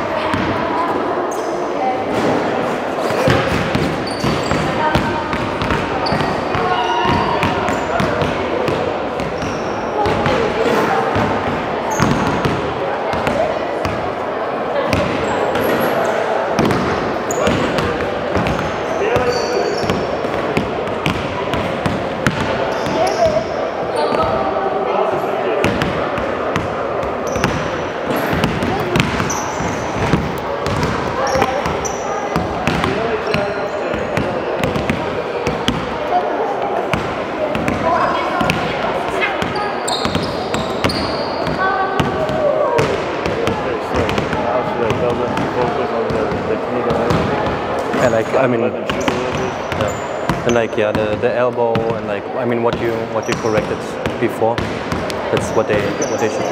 You will dog and I will translate limestone, bevel gel.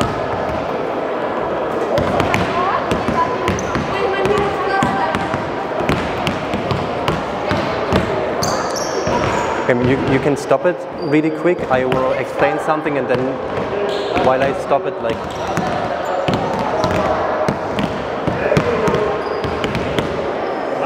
So you have seen right now like the different ways of shooting. Like some kids definitely have the elbow, for my taste, way too far out. But I have seen as well like going into that motion that I did right now. That's like perfectly fine for me. What I would do right now again is like alter the distance to the basket. So this is already like for me pretty far. I would like go a little closer, for example. I would start that they maybe shoot from here, or even like one more step inside. Like this is like however you feel, what your kids need in that moment. I would, when I do a shooting drill, especially with younger kids, I never go outside of our zone, because I don't know how it is here, but for us, our kids, whenever they're outside of the zone and they're making a shot, it's already a three-pointer.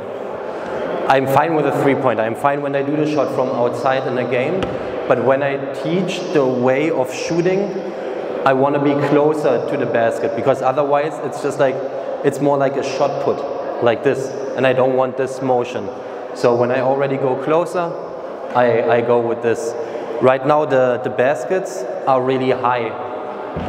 Or like in Germany, what we have, even in the under 12 teams or up under the under 12 teams, the low baskets, so like the 2.6 meters, the baskets, even in the under 12 teams. And this is super valuable, and I know that not all gyms can lower the basket, but like there's another teaching method. It's called Easy Basket, and it's from Italy. It's a great program. I really admire those people that created it, and they have an even tinier ball. It's like size 4. It's a yellow ball, and it's even lighter, and they throw with that onto the hoop, and it's like really good for beginners. And even like when I'm coaching like 3rd and 4th graders and they have never done anything with basketball, I even take those baskets and those basketballs. And we have a different way of counting as well, or they have a different way of counting that we adapted. Is when they hit the rim already, it's 1 point. When they make the basket, it's 3 points. So there we create more opportunities, a better feeling when I already make points, even when I don't hit the basket. Because I mean, when they start playing basketball, how many times they're not even making a basket, this is not cool for the kids. They don't like when they're not making or like contributing anything to the team. So that's why we already have that implemented as well with the 1 point on the rim. But it's just like a little side story with the under 12 team. I would definitely go that they have to make a shot. And Andre was just telling them right now, or will tell them, that they should still again like look for the arch, that they should look that the snow is on top of the ball, that like they have the elbow a little further in, that like the teaching points that I said earlier, and then we will see if like maybe something has changed. They can shoot from here, it's fine. Pokračujeme ešte raz z bielej čiary. Sústreďte sa tak, ako sa robilo predtým. Postoj, vysoký obruch.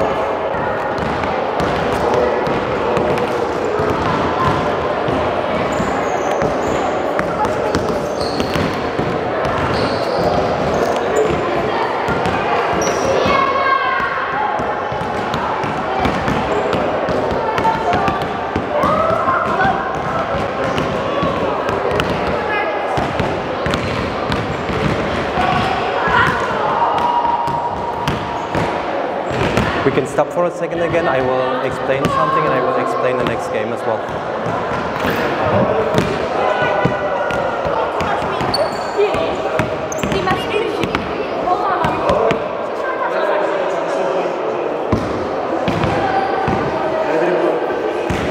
One thing that makes it hard as well, teaching a way of shooting the basketball, is for a brief moment the kids will be less good at what they're doing than at the end.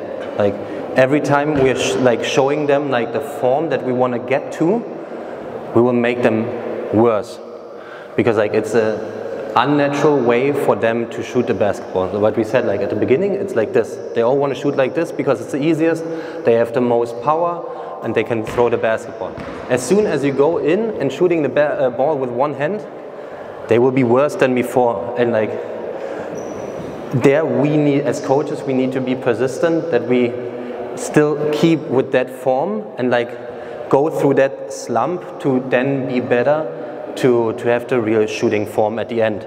But this is like, and I started coaching like this. I was like, okay, like they should shoot the basketball like this, and then we're like, nah, they're not that good anymore. So like I stopped correcting the way of shooting, and then they were always like shooting like this, and like they got older, still had a bad shot, and they were like never getting into the real form. So that's why, like, yes, you will make them worse than before if you correct it, but in the long run you will be successful with this. So like try to be like patient with the kids in that moment.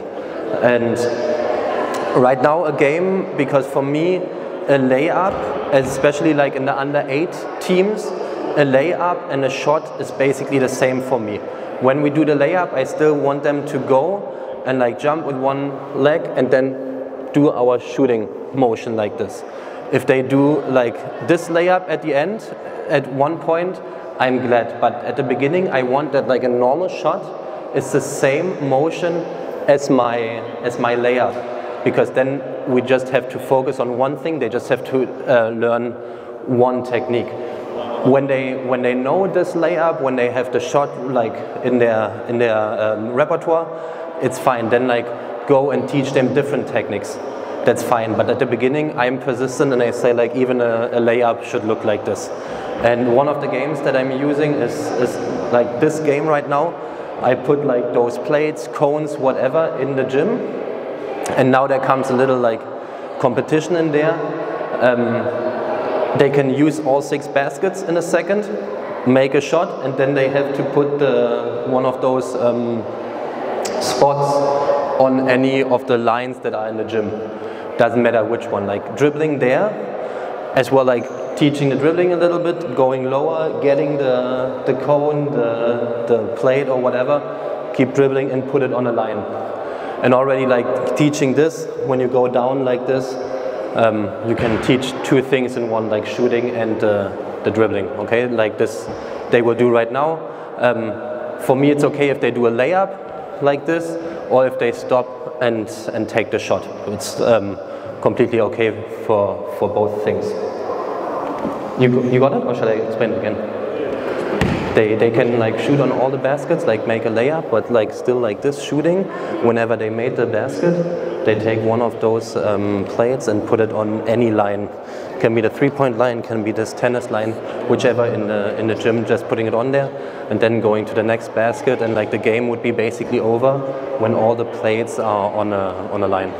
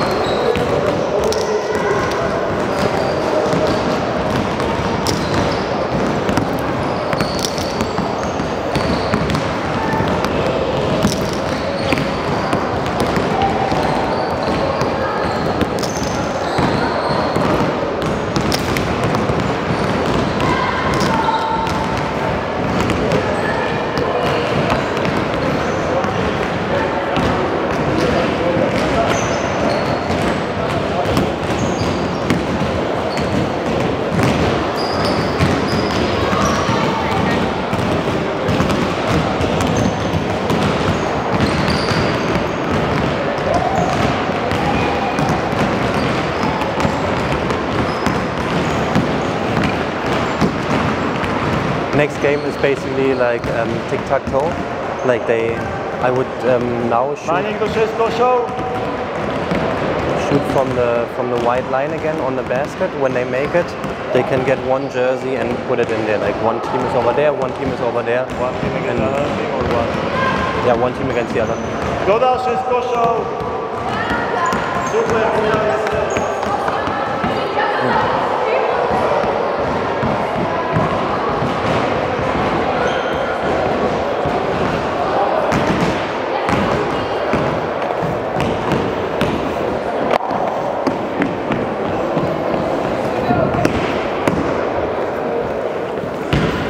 This game I really use a lot to have a lot of shots on a basket. So that's what I really like. As well, what I do to make it a little more interesting at the end of the game, I'm saying like right now, same structure of the game, but with those plates or cones, whatever we have, they need to create a picture inside of the or at the middle line where I have the tic-tac-toe field right now. And I have to guess it at the end. So it can be like a smiley, it can be a question mark or whatever, but they need to come up as a group with something, and I'm guessing it. So like there's like what they like to beat their coach and to be smarter than me or something. So far I failed twice in my life and didn't guess the right picture, because sometimes it's super easy, and like those 2 times I really didn't know what it was. So they're like this little competition against the coaches is what they like. And again, like here I would stand on at one of the baskets and let the kids come, take the shot, and then I would be correcting them in the ways that we had. Next game, pretty simple. You know, like tic-tac-toe, like having like three of your colors in a row. So we will shoot again from the wide line, not the free throw line, but this wide line. Whenever they make a shot, they can pick one of the jerseys and put it in there and get 3 in a row. So this is like just another game. We will have one team playing on this basket and the other team on the basket over there.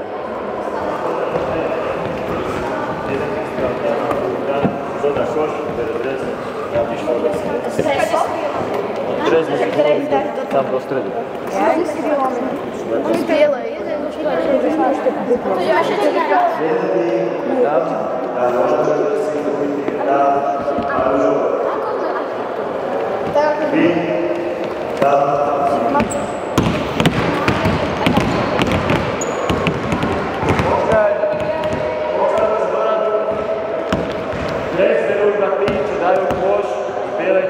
Sústredte sa na strelu, zase pekná technika, všetko ako sme sa učili.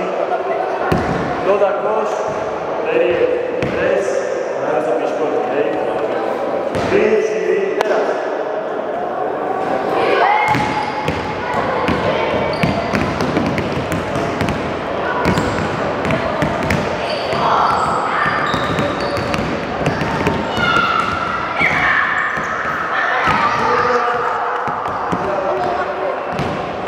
It can be like they can play another round.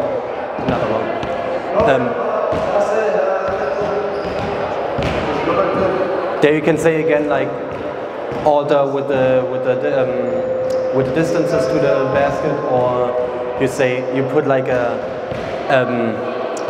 wall or anything like mattress or something that they don't see the field, that when they get there they need to decide, because right now at the end 2 kids from over here came and they were helping, of course, each other. We like that as well. But if they come and like have to analyze the situation in the field, there's like a little more thinking as well. What we want, like what I said earlier with the high IQ players that we want. So like let's do another round. 3, 4, teraz.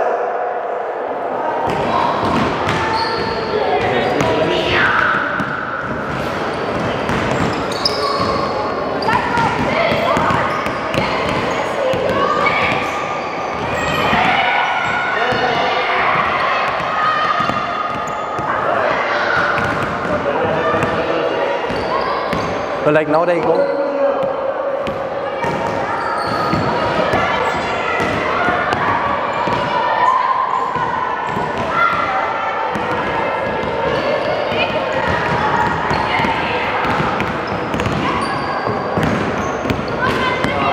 Normally they take, now they can like switch the ones. We always keep it with 3, and when there are 3 in there, like then they can like put 1 to the other side. It's okay, it's okay. They got the game.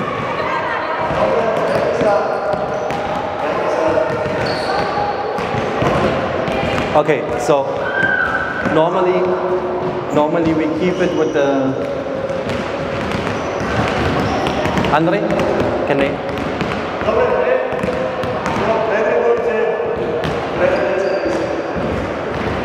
Normally we keep it with 3 jerseys, and when the when all jerseys are already laying and there's no winner, then like you can pick one of your jerseys that's already in there and place it somewhere else. So like to think ahead which next move you want to do. But I guess like the mechanics of the game is clear, and this is one of the games that you can do.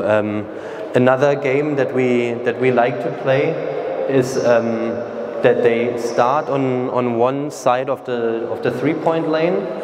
One player is shooting a free throw or from this wide line, and they can dribble around the 3-point line, and this kid that's shooting from the free throw line is shooting the basketball as well, and let's see how far this kid came. So like just saying, I would start here in this corner. First kid shoots, is not hitting the ball, I can move. As soon as like one of the kids is hitting the basketball, I need to stop here. Then like afterwards there's another child, and we will see how far this one will get. You can always stop the kid wherever this is, and like then you can make a competition out of it, who will be the kid who makes it the furthest. So this is another thing. What I want to show you right now as well is from the easy basket, what I talked about, and we have kids like in a group, like as a pair. I'm always starting anywhere like on the 3-point line, and one kid is having the basketball, is dribbling the whole time the basketball.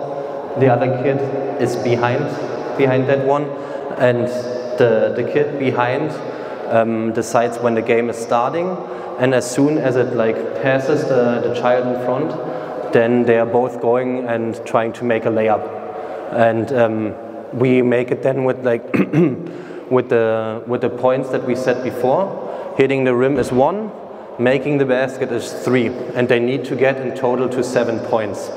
So 7 points can be at least 3 shots. And they can, the first should be the layup, again like with our shooting motion, and the rest is underneath the basket, and they will take the shot, just like not with such a big distance to the basket. So it's like always 2 together. So like if we would be together, you dribble the ball in front, I'm behind you, you wait, okay. And I dribble the ball as well, and like I start at 1 point, like passing you, and then this is the sign for you as well to go to the basket, and we both try to make the basket. We need to get 7 points in total. If you hit the rim, it's 1 point. If you make the basket, it's 3 points. So like they have to add it up to get to 7 points.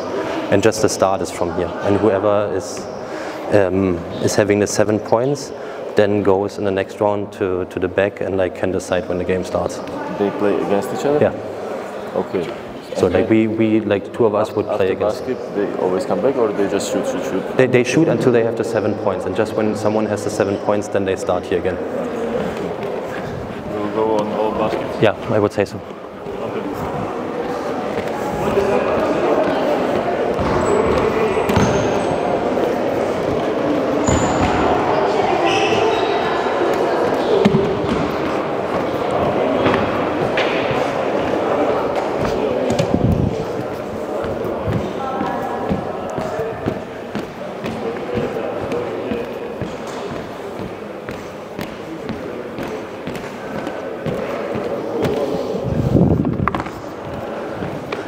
And you see that I love chaos, because everything is like all the time somewhere in the gym.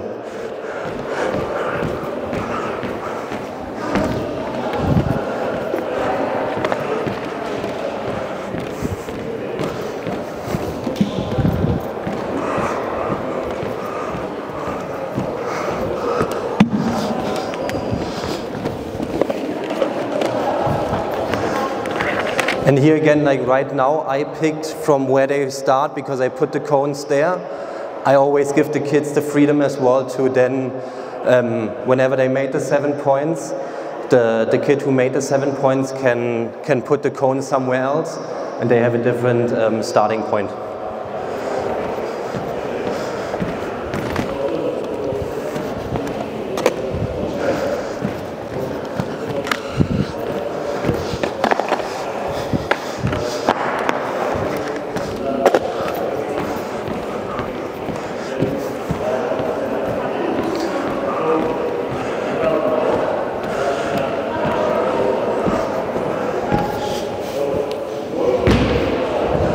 I will share the link as well to the Easy Basket because they have translated that into English as well, that you have it later.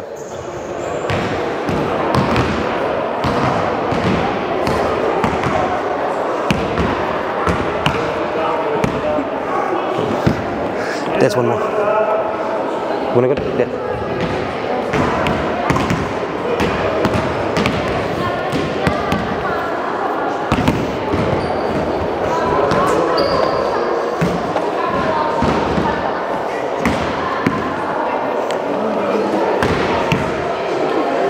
He doesn't have a partner yet. Okay. Babi, tam pod košom je kontrol. Idete na ten bod. Pozvali ste, čiže...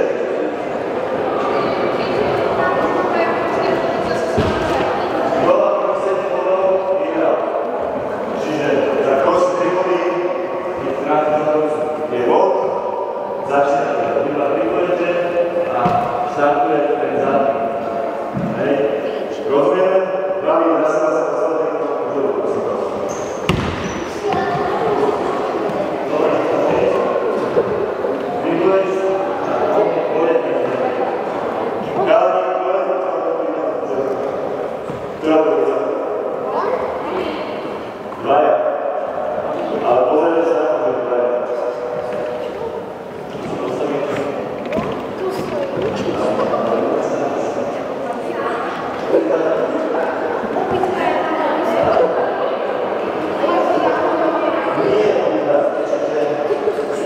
Sometimes it's a little hard to understand the games that I want from them.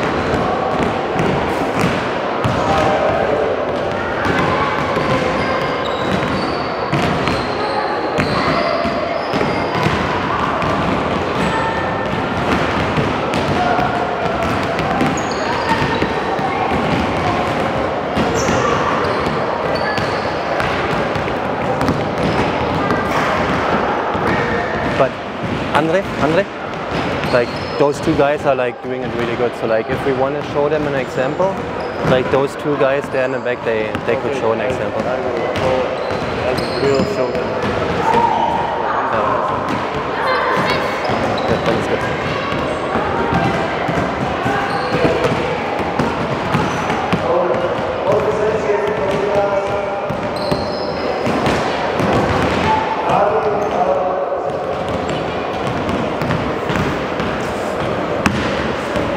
Remember the comfort, panic and boredom zone.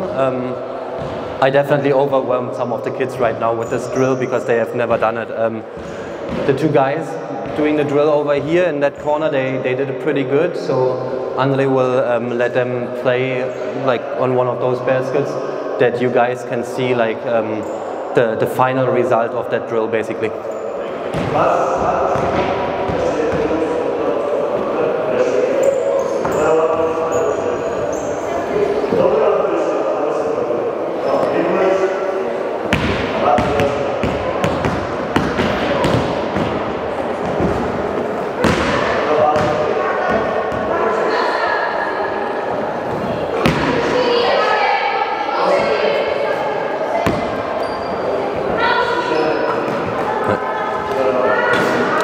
course that would happen, like when they are on the spotlight, that like they are a little confused. But I mean, you get the point with the 7 points, at least the 3 baskets.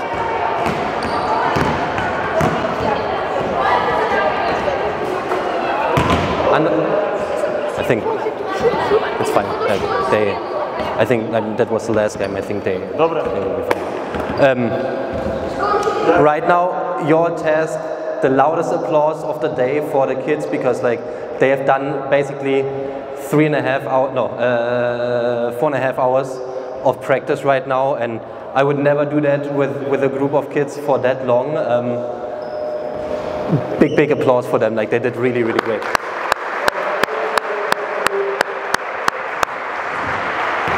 Everyone, if I, there we go. Ej, jo, zahramy siaj. Zahrajmy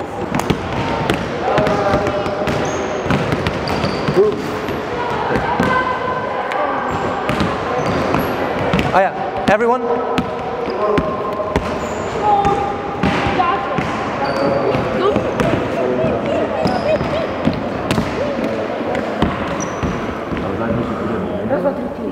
Raz, dwa, tri.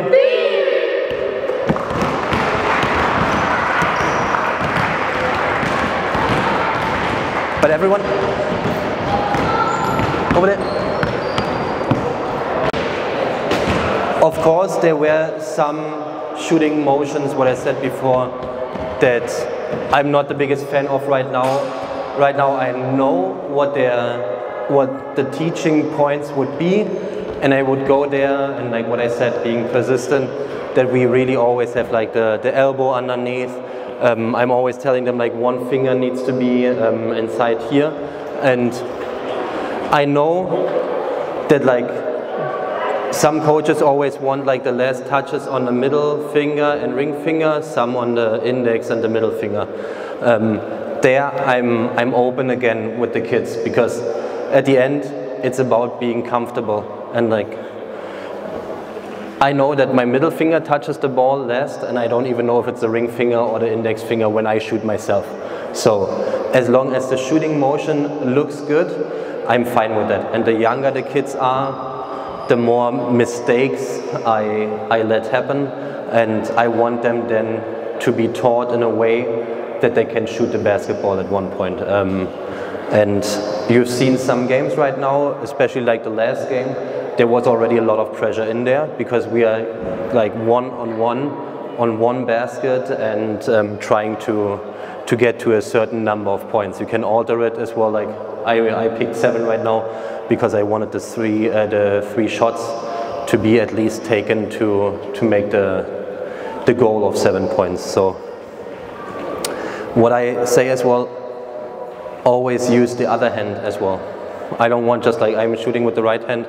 I want to teach the kids as well to be able to shoot with the left hand. Like they always need to learn as soon as possible to be able to finish with both hands. So at first being comfortable with this, and then already teaching the offhand definitely.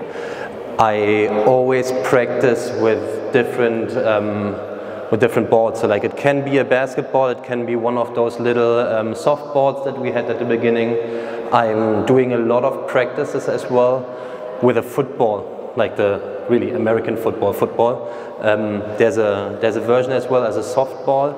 I'm using it with this ball. Like we call it like I just know the word in German, an Unball, which is basically a ball, but there's one weight in the ball, but it's not in the middle, so it doesn't behave like a normal ball that like when I pass to you, it's a straight line.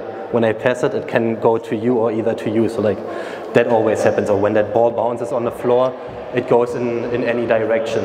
I'm using all types of other balls to create an understanding how is a ball behaving in a certain way, and I always want to go back to the shooting motion that I had, but with different balls. So like this is what I try to do. The offhand, what I said, is always there. The height of my goal is always different. I put sometimes even just like basket somewhere that could be on, there's a bench standing down here, or like let's say there's a bench on the middle line, and I let them throw all kinds of balls from here into that basket, and that can be even like in this shooting form, it can be like this. I'm fine with that. I want them to know how different balls behave, and as well thinking again, what if I have one big ball of whatever? If I put that at the beginning in the basket, I might not hit the little ping pong ball anymore afterwards. So already thinking ahead, which would be the best way to finish that game, to be successful in that game. All kinds of different options is always super important to me, to us as a club, and as well to our federation, that they learn as much as they can. So talking about learning as much as they can, I hope there was some new ideas from my side towards you, and like you could learn a little bit new today. I hope that some of the games, drills you can use in your own practice.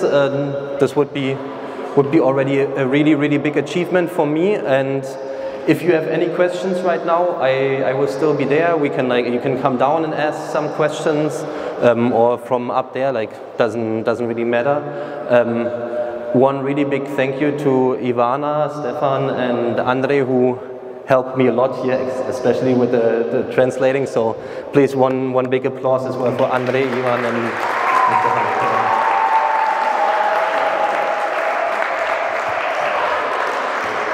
Thank you, Stefan. Ďakujem všetkým, že ste prišli. Ďakujem hráčom a hráčkám za výborný prístup. Ešte raz, ak ste mali akékoľvek otázky na Stefana ohľadom nastavenia, nemeckú, drillov, hocičoho, pýtajte sa, je tu k dispozícii, je tu na to, aby ste sa pýtali.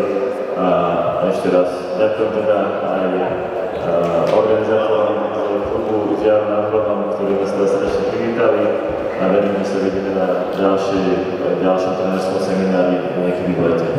Ďakujem.